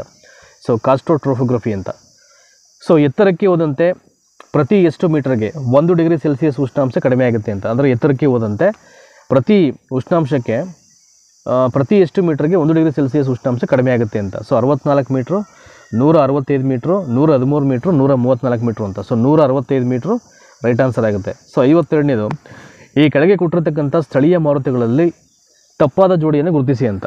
ಸೊ ಯಾವ್ಯಾವ ಪ್ರದೇಶದಲ್ಲಿ ಯಾವ್ಯಾವ ಮಾರುತವನ್ನು ಬೀಸುತ್ತೆ ಅಂತ ಅದಕ್ಕೆ ಒಂದು ಪ್ರತ್ಯೇಕವಾಗಿ ನೇಮ್ ಇರುತ್ತೆ ಸ್ಪೆಸಿಫಿಕ್ ಆಗಿ. ಅದರಲ್ಲಿ ಯಾವ ತಪ್ಪು ಅಂತ ಆಯ್ಕೆ ಮಾಡಬೇಕು ನಾವು. ಸೊ ಅಮೇರಿಕದ್ದು ದಟ್ ಈಸ್ ಚಿನೂಕ್ ಅಂತ ಇದೆ, ಅದು ಸರಿಯಾಗಿದೆ, ಯಾವುದೇ ತಪ್ಪಿಲ್ಲ. ಇನ್ನು ಆಲ್ಫಾ ಪರ್ವತ ಬಂದು ಪೋಹನಾ ಅಂತಿದೆ, ಅದು ರೈಸ್ ಇದೆ. ಇನ್ನು ಆಪ್ಷನ್ ಡಿ ಅಲ್ಲಿ ಫ್ರಾನ್ಸಲ್ಲಿ ಮಿಸ್ಟಲ್ ಅಂತ ಇದೆ, ಅದು ಓಕೆ. ಇನ್ನು ಆಸ್ಟ್ರೇಲಿಯಾದಲ್ಲಿ ಬ್ಲಿಝಾರ್ಡ್ ಅಂತ ಇದೆಯಲ್ಲ, ಅದು ತಪ್ಪಾದಂಥ ಒಂದು ಜೋಡಿ ಅದು. ಹಾಗಾಗಿ ಆಪ್ಷನ್ ಸಿ ಇದಕ್ಕೆ ನಮಗೆ ಸರಿಯಾದಂಥ ಆನ್ಸರ್ ಆಗುತ್ತೆ. ಈ ಆಪ್ಷನ್ ಸಿ ಇರ್ತಕ್ಕಂಥ ಉತ್ತರ ಏನಿದೆ ಅದು ಸ್ಥಳೀಯ ಮಾರುತಗಳಲ್ಲಿ ತಪ್ಪಾಗಿರ್ತಕ್ಕಂಥ ಒಂದು ಜೋಡಿ ಅದು. So will go forward. 52 ಆಯಿತು. ಸೊ 53ಕ್ಕೆ ಬರೋಣ. ಈಗ ನೋಡಿ ಇಲ್ಲಿ ಕೊಟ್ಟಿದ್ದಾರೆ. ಸೊ 53ನೇದು ಈಗ ಅಲ್ಪ ಮಳೆಯನ್ನು ಸುರಿಸುವ ಮೂಲಕ ಉತ್ತಮ ಹವಾಮಾನಕ್ಕೆ ಸಹಕಾರಿಯಾಗುವ ಮೋಡಗಳು ಯಾವುವು ಅಂತಿದೆ ಇಲ್ಲಿ. ಅಲ್ಪ ಮಳೆಯನ್ನು ಸುರಿಸುವ ಮೂಲಕ ಉತ್ತಮ ಹವಾಮಾನಕ್ಕೆ ಸಹಕಾರಿಯಾಗುವ ಮೋಡಗಳು ಯಾವುದು ಅಂತ. ಸೊ ಹಿಮಕಣ ಮೋಡಗಳು, ಪದರು ಮೋಡಗಳು, ರಾಶಿ ಮೋಡಗಳು, ರಾಶಿ ವೃಷ್ಟಿ ಮೋಡಗಳು ಅಂತ ಇದೆ. ಸೊ ಆಪ್ಷನ್ ಬಿ ಇದೆಯಲ್ಲ ಪದರು ಮೋಡಗಳು, ಇದು ರೈಟ್ ಆನ್ಸರ್ ಆಗುತ್ತೆ. 54ನೇದು ಕೆಳಗಿನವುಗಳಲ್ಲಿ ಪೆಸಿಫಿಕ್ ಸಾಗರದಲ್ಲಿನ ಸಾಗರ ಪ್ರವಾಹವನ್ನು ಗುರುತಿಸಿ ಅಂತ ಇದೆ. ಕೆಳಗಿನವುಗಳಲ್ಲಿ ಪೆಸಿಫಿಕ್ ಸಾಗರದಲ್ಲಿನ ಸಾಗರ ಪ್ರವಾಹವನ್ನು ಗುರುತಿಸಿ. ಲ್ಯಾಬ್ರಡಾರ್, ಪಾಕ್ಲ್ಯಾಂಡ್, ಗಲ್ಫ್ ಸ್ಟ್ರೀಮ್ ಮತ್ತು ಕುರೋಶಿಯೋ ಅಂತ ಇದೆ. ಸೊ ಆಪ್ಷನ್ ಡಿ ಇದೆಯಲ್ಲ ಕುರೋಶಿಯೋ ಅಂತ, ಅದು ರೈಟ್ ಆನ್ಸರ್ ಆಗುತ್ತೆ. ಸೊ ನೆಕ್ಸ್ಟು 55ಕ್ಕೆ ಬರೋಣ. ಈಗ ಕ್ವಶನ್ ನಂಬರ್ 55. ಈಗ ಸೊ ಲೋಸಾರ್ ಹೆಸರಿನಲ್ಲಿ ಹೊಸ ವರ್ಷ ಆಚರಿಸುವವರು ಯಾರು ಅಂತ. ಲೋಸಾರ್ ಹೆಸರಿನಲ್ಲಿ ಹೊಸ ವರ್ಷವನ್ನು ಆಚರಿಸುವವರು ಯಾರು? ಬಂಗಾಳಿಗಳು, ಕಾಶ್ಮೀರಿಗಳು, ನೇಪಾಳಿಯರು, ಟಿಬೇಟಿಯನರು ಅಂತ. ಲೋಸಾರ್ ಅಂತಕ್ಕಂಥ ಹೆಸರಿನಲ್ಲಿ ಹೊಸ ವರ್ಷವನ್ನು ಆಚರಣೆ ಮಾಡೋದು ಟಿಬೇಟಿಯನ್ಸು. 56 ಅಫ್ಘಾನಿಸ್ತಾನದ ಸಂಸತ್ತನ್ನು ಏನಂತ ಕರಿತೀವಿ ಅಂತ. So Shura, Majlis, people's council, national assembly ಅಂತ ಇದೆ. ದಟ್ ಈಸ್ ಆಪ್ಷನ್ ಎ ಇದೆಯಲ್ಲ, ಅದು ಶೋರಾ ಅಂತ ಆಗುತ್ತೆ. 57 ಗ್ಯಾಂಬಿಟ್ ಅಂತಕ್ಕಂಥ ಒಂದು ಶಬ್ದವನ್ನು ಬಳಸ್ತಕ್ಕಂಥ ಕ್ರೀಡೆ ಯಾವುದು ಅಂತ. ಗ್ಯಾಂಬಿಟ್ ಅಂತಕ್ಕಂಥ ಒಂದು ವರ್ಡನ್ನು ಯಾವ ಒಂದು ಕ್ರೀಡೆಯಲ್ಲಿ ಯೂಸ್ ಮಾಡ್ತಾರೆ? ಚೆಸ್ಸು, ಟೆನಿಸ್ಸು, ಬಿಲಿಯರ್ಡ್ಸು ಮತ್ತು ಫುಟ್ಬಾಲ್ ಅಂತ ಇದೆ. ಆಪ್ಷನ್ ಎ ಇದೆಯಲ್ಲ, ಚೆಸ್ ಅಂತ. ಇಟ್ಸ್ ರೈಟ್ ಆನ್ಸರ್ ಅದು. So will go forward one more question, that is 58. ಅಮೇರಿಕಾದ ರಾಷ್ಟ್ರೀಯ ಕ್ರೀಡೆ ಯಾವುದು ಅಂತ. ಸೊ ಅಮೇರಿಕಾದ ರಾಷ್ಟ್ರೀಯ ಕ್ರೀಡೆ ಯಾವುದು? ಟೆನಿಸ್ಸು, ಬೇಸ್ಬಾಲು, ಗಾಲ್ಫು, ಫುಟ್ಬಾಲ್ ಅಂತ ಇದೆ. ಟೆನಿಸ್, ಬೇಸ್ಬಾಲ್, ಗಾಲ್ಫ್ ಮತ್ತು ಫುಟ್ಬಾಲ್ ಅಂತ. ಸೊ ಅಮೇರಿಕಾದ ಇಂಟರ್ನ್ಯಾಷನಲ್ ಸ್ಪೋರ್ಟ್ಸ್ ಯಾವುದಪ್ಪ ಅಂದರೆ ದಟ್ ಈಸ್ ಬೇಸ್ಬಾಲ್. ಇನ್ನು 59 ಮೊನಾಲಿಸಾ ಚಿತ್ರವನ್ನು ಯಾರು ರಚನೆ ಮಾಡ್ತಾರೆ ಅಂತ. That is Michelangelo, so Pablo Picasso, Leonardo da Vinci ಮತ್ತು ರಾಫೆಲ್ ಅಂತ ಇದೆ. ಆಪ್ಷನ್ ಸಿ ಇದೆಯಲ್ಲ, ಮೊನಾಲಿಸಾ ಅಂತ ಚಿತ್ರವನ್ನು ರಚನೆ ಮಾಡಿದ ಯಾರಪ್ಪ ಅಂದರೆ ಲಿಯೋನಾರ್ಡೋ ಡಾವಿಂಚಿ ಅಂತ. ಸೊ 60ನೇದು ವಿಶ್ವ ಆರೋಗ್ಯ ಸಂಸ್ಥೆ, ವರ್ಲ್ಡ್ ಹೆಲ್ತ್ ಆರ್ಗನೈಜೇಷನ್, WHO ಪ್ರಧಾನ ಕಚೇರಿ ಇರತಕ್ಕಂಥ ಸ್ಥಳ ಯಾವುದು ಅಂತ. ವಿಶ್ವ ಆರೋಗ್ಯ ಸಂಸ್ಥೆ ಪ್ರಧಾನ ಕಚೇರಿ ಇರುವ ಸ್ಥಳ ಯಾವುದು? ಜಿನೇವಾ, ರೋಮು, ಹಂಗ್ ಮತ್ತು ವಿಯೆನ್ನಾ ಅಂತಿದೆ. ಆಪ್ಷನ್ ಎ ಇದೆಯಲ್ಲ, ಜಿನೋವಾ ಅಂತ. ಇದು ರೈಟ್ ಆನ್ಸರು.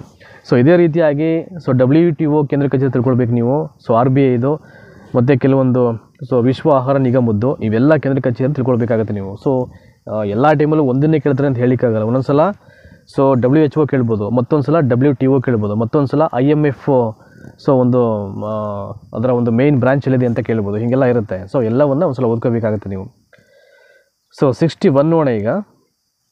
ಭಾರತದ ನಿಜವಾದ ಪೋರ್ಚುಗೀಸ್ ಸಾಮ್ರಾಜ್ಯದ ನಿರ್ಮಾಪಕ ಎಂದು ಯಾರನ್ನೇ ಕರೆಯುತ್ತಾರೆ ಅಂತ. ಸೊ ಭಾರತದಲ್ಲೇ ನಿಜವಾದ ಒಂದು ಪೋರ್ಚುಗೀಸ್ ಸಾಮ್ರಾಜ್ಯದ ನಿರ್ಮಾಪಕ ಅಂತ ಯಾರನ್ನ ಹೇಳ್ತೀವಿ ಅಂತ.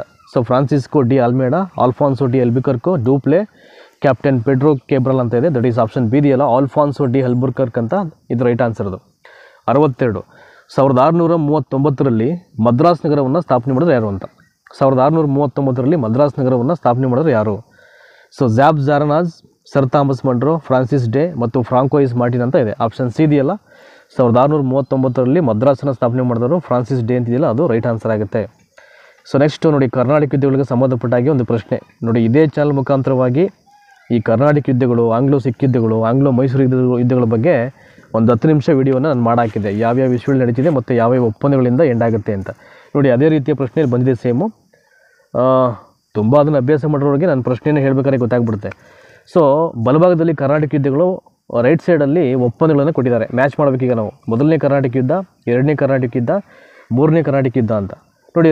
ಪಾರ್ಟ್ ಬಿನಲ್ಲಿ ಪ್ಯಾರಿಸ್ ಒಪ್ಪಂದ, ಎಕ್ಸ್ಲಾ ಚಾಪೆಲ್ ಒಪ್ಪಂದ, ಪಾಂಡಿಚೇರಿ ಒಪ್ಪಂದ ಅಂತಿದೆ. ಸೊ 100% ಮೊದಲನೇ ಕರ್ನಾಟಕ ಯುದ್ಧಕ್ಕೆ ಈ ಒಪ್ಪಂದ ಯಾವುದು ಅಂದರೆ ಎಕ್ಸ್ಲಾ ಚಾಪಲ್ಲು. ಎರಡನೇ ಕರ್ನಾಟಕ ಯುದ್ಧಕ್ಕೆ ಸೊ ದಟ್ ಈಸ್ ಪಾಂಡಿಚೇರಿ ಒಪ್ಪಂದ. ಇನ್ನು ಮೂರನೇ ಕರ್ನಾಟಕ ಯುದ್ಧ ಬಂದು ಪ್ಯಾರಿಸ್ ಒಪ್ಪಂದ. ಸೊ ಮ್ಯಾಚ್ ಮಾಡ್ಕೋಬೇಕು ನೋಡಿ. ಪಿಗೆ 2ನೇದು, ಕ್ಯೂಗೆ 3ನೇದು, ಆರ್ಗೆ 1ನೇದು. ಇಲ್ಲಿ ಹೇಳ್ಬಿಡ್ತೀನಿ ಬೇಕಾರೆ ಈಗ ನೋಡಿ. ಇಲ್ಲಿ ಪಿಗೆ ಎಕ್ಸ್ಲಾ ಚಾಪೆಲ್ ಒಪ್ಪಂದ, ಕ್ಯೂಗೆ ಪಾಂಡಿಚೇರಿ ಒಪ್ಪಂದ. ಸೊ ಇನ್ನು ಮೂರನೇ ಕರ್ನಾಟಕ ಯುದ್ಧ ಬಂದು ಅದು ಪ್ಯಾರಿಸ್ ಒಪ್ಪಂದ. ಎಕ್ಸ್ಲಾ ಚಾಪೆಲ್ಲು, ಪಾಂಡಿಚೇರಿ ಮತ್ತು ಪ್ಯಾರಿಸ್. ಆಯಿತಾ? It is very important. ಇವುಗಳನ್ನು ನೀವು ಅಭ್ಯಾಸ ಮಾಡ್ಕೊಳ್ಬೇಕಾಗುತ್ತೆ. ಸೊ ನೆಕ್ಸ್ಟು ಕ್ವಶನ್ ನಂಬರ್ 64 ಬರೋಣ ಈಗ ನೋಡಿ. ಇಲ್ಲಿ ಸರಿಯಾದ ಆಯ್ಕೆನೇ ಗುರುತು ಮಾಡಬೇಕು ನಾವು. 2 ಆಪ್ಷನ್ ಇದೆ, ಅದನ್ನು ಓದ್ಕೊಂಡು ಆ ಸ್ಟೇಟ್ಮೆಂಟ್ ಓದ್ಕೊಂಡು ಯಾವುದು ಸರಿ ಅಂತ ಆಯ್ಕೆ ಮಾಡಬೇಕು. ಕೆಳಗಿನ ಹೇಳಿಕೆಗಳಲ್ಲಿ ಸರಿಯಾಗಿದ್ದನ್ನೇ ಗುರುತಿಸಿ ಅಂತ. ಸಹಾಯಕ ಸೈನ್ಯ ಪದ್ಧತಿಯಡಿ ವಶಪಡಿಸಿಕೊಂಡಂಥ ಮೊದಲನೇ ರಾಜ್ಯ ಸತಾರ ಅಂತಿದೆ. ಸೊ ದತ್ತು ಮಕ್ಕಳಿಗೆ ಹಕ್ಕಿಲ್ಲ ಅಂತ ನೀತಿ ಕಡೆ ಬ್ರಿಟಿಷರು ವಶಪಡಿಸಿಕೊಂಡಂಥ ಮೊದಲ ರಾಜ್ಯ ಹೈದರಾಬಾದ್ ಅಂತಿದೆ. ಸೊ ಎ ಮತ್ತು ಬಿ ಎರಡೂ ತಪ್ಪೇ ಇದು. ಆಯಿತಾ?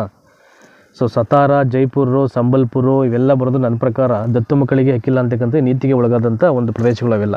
ಸೊ ಲಾರ್ಡ್ ಡಾಲೌಸಿ ಮಾಡಿದ್ದು, ಈ ಸಹಾಯಕ ಸೈನ್ಯ ಪದ್ಧತಿ ಮಾಡಿದ್ದು ಲಾರ್ಡ್ ವೆಲ್ಲೆಸ್ಲಿ. ಹಾಗಾಗಿ ಎರಡೂ ಸ್ಟೇಟ್ಮೆಂಟು ತಪ್ಪೇ ಅದು. ಆಯಿತಾ? ಸೊ ನೆಕ್ಸ್ಟು 65ನೇದು ಮೈಸೂರಿನ ಪ್ರಥಮ ಬ್ರಿಟಿಷ್ ರೆಸಿಡೆಂಟ್ ಯಾರು ಅಂತ.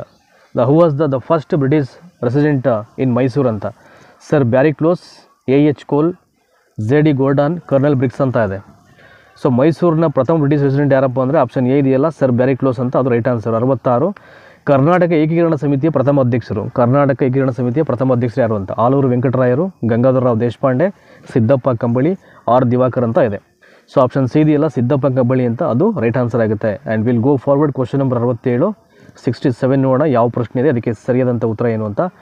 ಈ ಕೆಳಗಿನವನ್ನು ಓದಿ, ಅದನ್ನು ಓದ್ಕೊಂಡು ನಾವು ಆನ್ಸರ್ ಮಾಡಬೇಕು ಕಾಲಾನುಕ್ರಮದಲ್ಲಿ. ಸೊ ಯಾವ್ಯಾವ ದುರಂತ ಯಾವಾಗ ನಡೀತು ಅಂತ. ಇದು ಮಹಾಜನ ಆಯೋಗ, ವಿದುರಾಶ್ವತ್ಥ ದುರಂತ, ಮೈಸೂರು ಪ್ರಜಾಪ್ರತಿನಿಧಿ ಸಭೆ, ಮೈಸೂರು ಚಲಚಳುವಳಿ ಅಂತಿದೆ ನೋಡಿ. ಇದಕ್ಕೆ ಆಪ್ಷನ್ ಬಂದು ಆಪ್ಷನ್ ಸಿ ಇದೆ. ಫಸ್ಟ್ ನಡೆದಿದ್ದು ಯಾವುದು ಅಂದರೆ ಮೈಸೂರು ಪ್ರಜಾಪ್ರತಿನಿಧಿ ಸಭೆ, ಅದಾದಮೇಲೆ ಆಗಿದ್ದು ವಿಧಿರಾಜಪುರದ ದುರಂತ, ಅದಾದಮೇಲೆ ಆಗಿದ್ದು ಮೈಸೂರು ಚಳವಳಿ, ಅದಾದಮೇಲೆ ಕೊನೆಯದಾಗಿದ್ದು ಮಹಾಜನ ಆಯೋಗ ಅಂತ.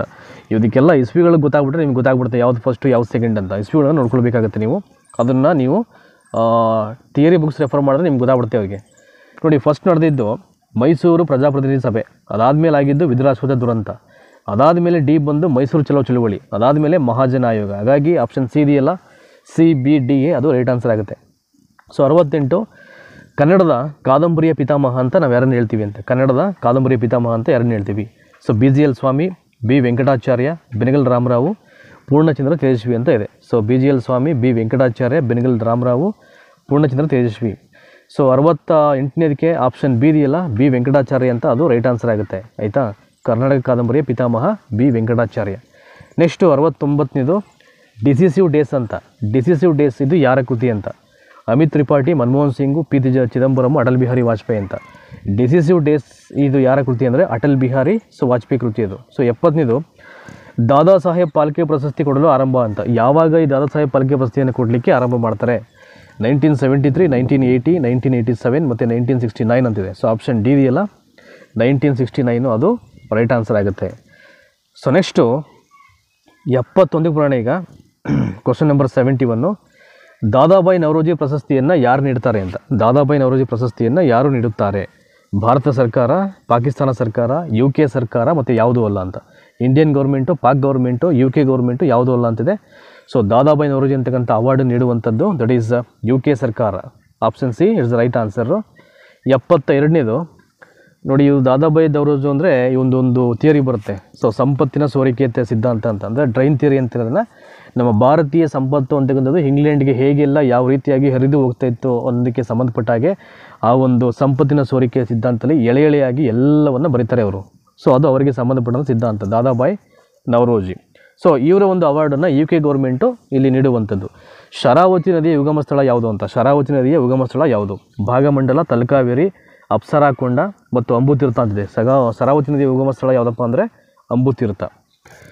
ಸೊ ನೆಕ್ಸ್ಟು 73ಗೆ ಬರೋಣ. ಈಗ ಕ್ವಶನ್ ನಂಬರ್ 73, ಕರ್ನಾಟಕದ ಪಂಜಾಬ್ ಎಂದು ಕರೆಯುವುದು ಯಾವುದು ಅಂತ. ಕರ್ನಾಟಕದ ಪಂಜಾಬ್, ಸೊ ಯಾವ್ದು ಹೇಳ್ತೀವಿ ಅಂತ, ಯಾವ ಜಿಲ್ಲೆಯನ್ನು? ರಾಯಚೂರು, ವಿಜಯಪುರ, ಬೆಳಗಾವಿ, ಯಾದಗಿರಿ ಅಂತ. ಸೊ ಕರ್ನಾಟಕದ ಪಂಜಾಬ್ ಅಂತ ನಾವು ಈ ಬೆಳಗಾವಿ ಜಿಲ್ಲೆಯನ್ನು, ವಿಜಯಪುರ ಜಿಲ್ಲೆಯನ್ನು ಕರೆಯುವಂಥದ್ದು.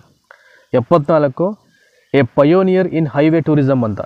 A pioneer in highway tourism ಇದು ಒಂದು ರಾಜ್ಯದ ಪ್ರವಾಸೋದ್ಯಮದ ಧ್ಯೇಯವಾಕ್ಯವಾಗಿದೆ ಅಂತ. ಅದು ಯಾವ ರಾಜ್ಯದ ಧ್ಯೇಯವಾಕ್ಯ ಅಂತ ಹೇಳಬೇಕೀಗ ನಾವು. A pioneer in highway tourism ಅಂತ.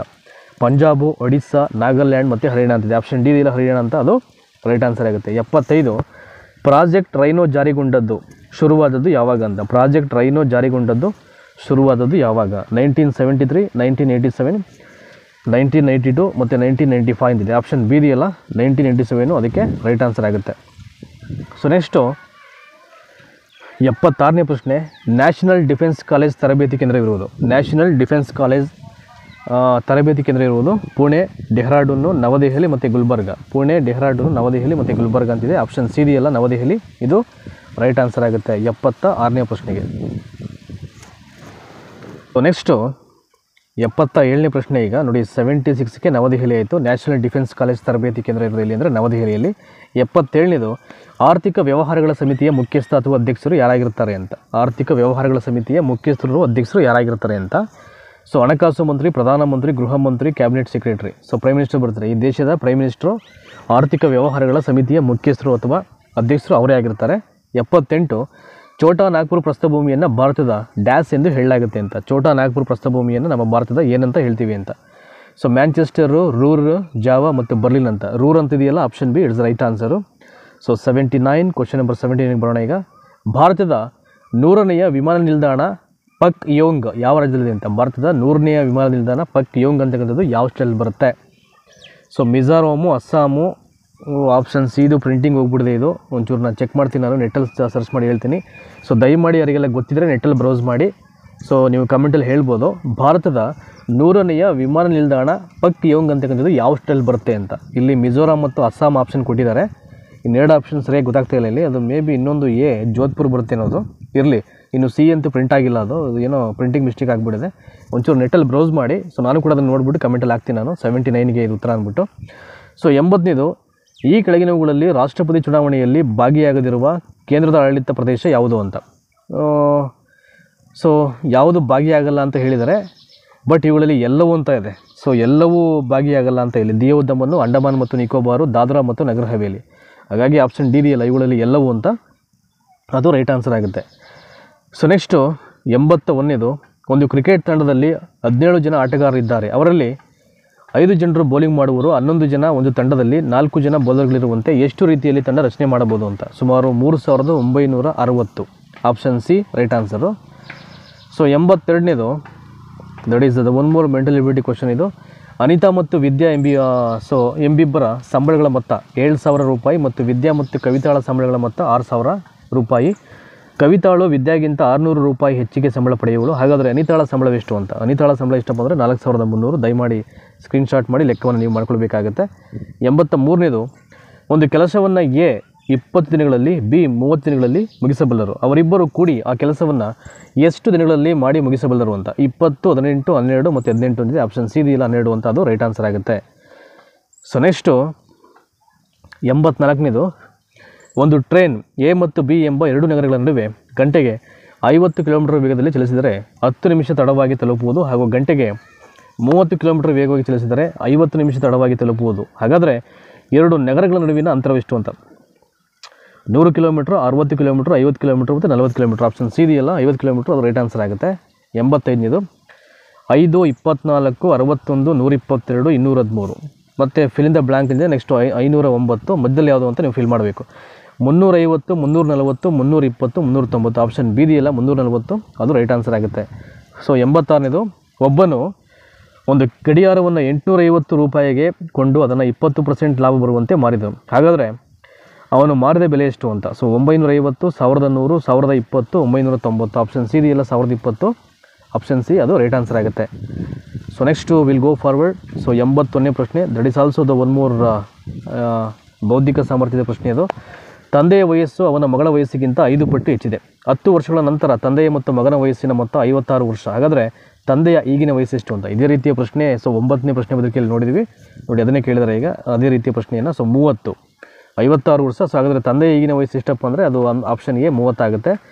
ಗಡಿಯಾರದಲ್ಲಿ 5 ಗಂಟೆ 25 ನಿಮಿಷವಾದಾಗ ಕನ್ನಡಿಯಲ್ಲಿ ಅದರ ಪ್ರತಿಬಿಂಬವು ಎಷ್ಟು ಗಂಟೆಯನ್ನು ತೋರಿಸುತ್ತೆ ಅಂತ.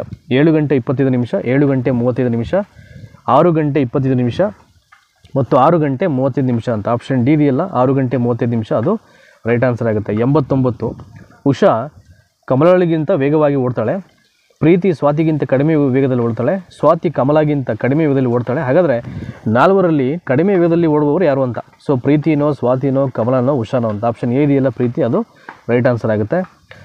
ಸೊ 90 ಬರೋಣ ಈಗ. ಕ್ವಶನ್ ನಂಬರ್ 90, ಒಂದು ತಿಂಗಳ 3ನೇ ತಾರೀಕು ಸೋಮವಾರವಾದರೆ ಆ ತಿಂಗಳ 20ನೇ ತಾರೀಕಿನ ನಂತರದ 5ನೇ ದಿನ ಯಾವ ವಾರವಾಗಿರುತ್ತೆ ಅಂತ. ರವಿವಾರ, ಬುಧವಾರ, ಗುರುವಾರ, ಶುಕ್ರವಾರ. ದಟ್ ಈಸ್ ಆಪ್ಷನ್ ಬಿ ಇದೆಯಲ್ಲ ಬುಧವಾರ, ರೈಟ್ ಆನ್ಸರ್ ಆಗುತ್ತೆ. 91, ತಾರಿಕ್ ಐ ಆಲೈ ಅಂತ. ತಾರಿಕ್ ಐ ಆಲೈ ಈ ಕೃತಿಯನ್ನು ಬರೆದವರು ಯಾರು ಅಂತ. ತಾರಿಕ್ ಐ ಆಲೈ ಕೃತಿಯನ್ನು ಯಾರು ಬರೆದರು. ಅಬುಲ್ ಫಜಲ್ಲು, ಅಮೀರ್ ಖುಸ್ರೋ, ಇಬನ್ ಬತೂತಾ ಮತ್ತು ಸಿಆರ್ ಬಲ್ ರೆಹಮತ್ ಅಲಿ ಅಂತಿದೆ. ಅಮೀರ್ ಖುಸ್ರೋ ಇದನ್ನು ಭಾರತದ ಗಿಳಿ ಅಂತ ಕರೀತಾರೆ. ಅಮೀರ್ ಖುಸ್ರೋ ಇದನ್ನು ಕೃತಿ ಬರೆದಿದ್ದು. ತಾರಿಕ್ ಐ ಆಲೈ ಅಂತ, ಇವೆಲ್ಲ ನೆನ್ಪಿಟ್ಕೊಳ್ಳಿ ದಯಮಾಡಿ. ಸೊ 92, ಕನೌಜ್ ಕದನ ಯಾರ ನಡುವೆ ನಡೆಯಿತು ಅಂತ. ಕನೌಜ್ ಕದನ ಯಾರ್ಯಾರ ನಡುವೆ. ಜಯಚಂದ್ರ ಮತ್ತು ಪೃಥ್ವಿರಾಜ್ ಚೌಹಾಣ್, ಬಾಬರ್ ಮತ್ತು ಇಬ್ರಾಹಿಂ ಲೋಧಿ, ಹುಮಾಯೂನ್ ಮತ್ತು ಶೇರ್ ಶಾ ಸೂರಿ, ಅಕ್ಬರ್ ಮತ್ತು ರಾಣಾ ಪ್ರತಾಪ್ ಸಿಂಗ್ ಅಂತ ಇದೆ. ಆಪ್ಷನ್ ಸಿ ಇದೆಯಲ್ಲ ಇಲ್ಲಿ ಹುಮಾಯೂನ್ ಮತ್ತು share Shah Suri, right answer ಇದು ಆಪ್ಷನ್ ಸಿ. ಸೊ 93 ಬರೋಣ ಈಗ. 100ನೇ ಪ್ರಶ್ನೆಗೆ ಭಾಳ ಹತ್ರ ಆಗ್ತಾಯಿದ್ದೀವಿ ಈಗ. ಋಗ್ವೇದದ ಕಾಲದಲ್ಲಿ ಮಹಿಳೆಯರು ಈ ಕೆಳಗಿನ ಯಾವುದರಲ್ಲಿ ಪಾಲ್ಗೊಳ್ಳುತ್ತಿದ್ದರು ಅಂತ. ಋಗ್ವೇದದ ಕಾಲದಲ್ಲಿ ಮಹಿಳೆಯರು ಈ ಕೆಳಗಿನ ಯಾವುದರಲ್ಲಿ ಪಾಲ್ಗೊಳ್ತಾ ಇದ್ರು. ವಿಧಾತ ಮತ್ತು ಗಣ, ಗಣ ಮತ್ತು ಸಭಾ, ಸಭಾ ಮತ್ತು ವಿಧಾತ, ಸಮಿತಿ ಮತ್ತು ಸಭಾ ಅಂತಿದೆ. ಸೊ ಯಾವುದರಲ್ಲಿ ಅವರು ಪಾರ್ಟಿಸಿಪೇಟ್ ಮಾಡ್ತಾಯಿದ್ರು ಅಂದರೆ ಋಗ್ವೇದ ಕಾಲದಲ್ಲಿ ಮಹಿಳೆಯರು. ಸೊ ಸಮಿತಿ ಮತ್ತು ಸಭಾದಲ್ಲಿ. 94ನೇ ಪ್ರಶ್ನೆ ಈಗ. ಮುಂದಾಗಿರ್ತಕ್ಕಂಥ ಸೊ IIT ಯಾವುದು ಅಂತ. ಗಾಂಧಿಪೀಡಿಯಾ ರಚನೆ ಮಾಡಲಿಕ್ಕೆ ಮುಂದಾಗಿರ್ತಕ್ಕಂಥ IIT Delhi, IIT Madras, IIT Kharagpur, IIT Kanpur ಅಂತಿದೆ. ಸೊ IIT ಖರಗ್ಪುರ್ ಇದು ಗಾಂಧಿಪೀಡಿಯಾ ರಚನೆ ಮಾಡಲಿಕ್ಕೆ ಮುಂದಾಗಿರ್ತಕ್ಕಂಥ IIT ಅದು. So Ranji trophy, Vinay Hazare trophy, Syed Mushtaq Ali ಟ್ರೋಫಿಗಳಲ್ಲಿ ಸೊ ಹ್ಯಾಟ್ರಿಕ್ ವಿಕೆಟ್ ಪಡೆದಂಥ ಮೊಟ್ಟ ಮೊದಲ ಬೌಲರ್ ಯಾರು ಅಂತ.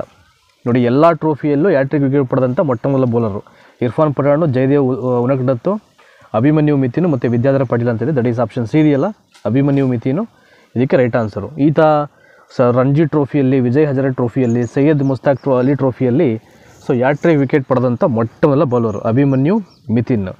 ಸೊ ಅಂತಾರಾಷ್ಟ್ರೀಯ ವ್ಯಕ್ತಿ ವಿಕಲಾಂಗರ ದಿನ ಅಂತ, ಅಂತಾರಾಷ್ಟ್ರೀಯ ವ್ಯಕ್ತಿ ವಿಕಲಾಂಗರ ದಿನವನ್ನು ಯಾವಾಗ ಆಚರಣೆ ಮಾಡ್ತಾರೆ? ಡಿಸೆಂಬರ್ 4, ಡಿಸೆಂಬರ್ 3, ಡಿಸೆಂಬರ್ 12, ಡಿಸೆಂಬರ್ 14 ಅಂತ. ಸೊ ಡಿಸೆಂಬರ್ 3 ಇದೆಯಲ್ಲ, ಅದು ರೈಟ್ ಆನ್ಸರ್ ಆಗುತ್ತೆ.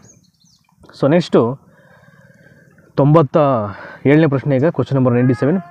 ಬಯೋಮೆಟ್ರಿಕ್ ಬಳಕೆಯಲ್ಲಿ ವಿಶ್ವದಲ್ಲಿ ಭಾರತದ ಸ್ಥಾನ ಎಷ್ಟು ಅಂತ. ಬಯೋಮೆಟ್ರಿಕ್ ಬಳಕೆಯಲ್ಲಿ ವಿಶ್ವದಲ್ಲಿ ಭಾರತದ ಸ್ಥಾನ ಎಷ್ಟು? 3, 5, 7, 12. ಆಪ್ಷನ್ ಬಿ ಇದೆಯಲ್ಲ, 5, ಅದಕ್ಕೆ ರೈಟ್ ಆನ್ಸರ್ ಆಗುತ್ತೆ. 98. ಕಾನೂನು ರೀತಿಯ ಜಾತಿ ಧರ್ಮವಿಲ್ಲದ ಮೊದಲ ಭಾರತೀಯ ಮಹಿಳೆ ಯಾರು ಅಂತ. ಕಾನೂನು ರೀತಿಯ ಯಾವುದೇ ಜಾತಿ ಧರ್ಮವಿಲ್ಲದ ಮೊದಲ ಭಾರತೀಯ ಮಹಿಳೆ ಯಾರು? ಪಾಯಲ್ ಜಾಂಗೀರ್, JS ಲಕ್ಷ್ಮಿ, MA ಸ್ನೇಹ, ಫ್ರಾಂಜಲ್ ಪಾಟೀಲ್ ಅಂತ. MA ಸ್ನೇಹ. 99.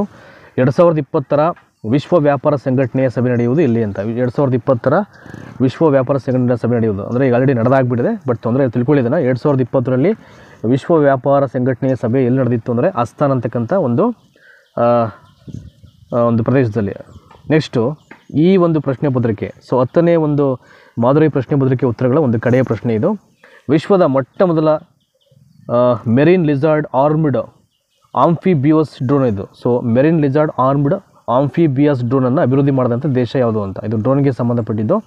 ಉತ್ತರ ಕೊರಿಯಾ, ಇಸ್ರೇಲು, ಚೀನಾ ಮತ್ತು ರಷ್ಯಾ ಅಂತ. ವಿಶ್ವದ ಮೊಟ್ಟ ಮೊದಲ ಮೆರಿನ್ ಲಿಜಾರ್ಡ್ ಆರ್ಮ್ಡ್ ಆಂಫಿಬಿಯಸ್ ಡ್ರೋನನ್ನು ಅಭಿವೃದ್ಧಿ ಮಾಡಿದಂಥ ದೇಶ ಯಾವುದು ಅಂತ. ಉತ್ತರ ಕೊರಿಯಾ, ಇಸ್ರೇಲು, ಚೀನಾ ಮತ್ತು ರಷ್ಯಾ ಅಂತಿದೆ. ಆಪ್ಷನ್ ಸಿ ಇದೆಯಲ್ಲ, ಚೀನಾ ಅಂತ, ಅದು ರೈಟ್ ಆನ್ಸರ್ ಆಗುತ್ತೆ.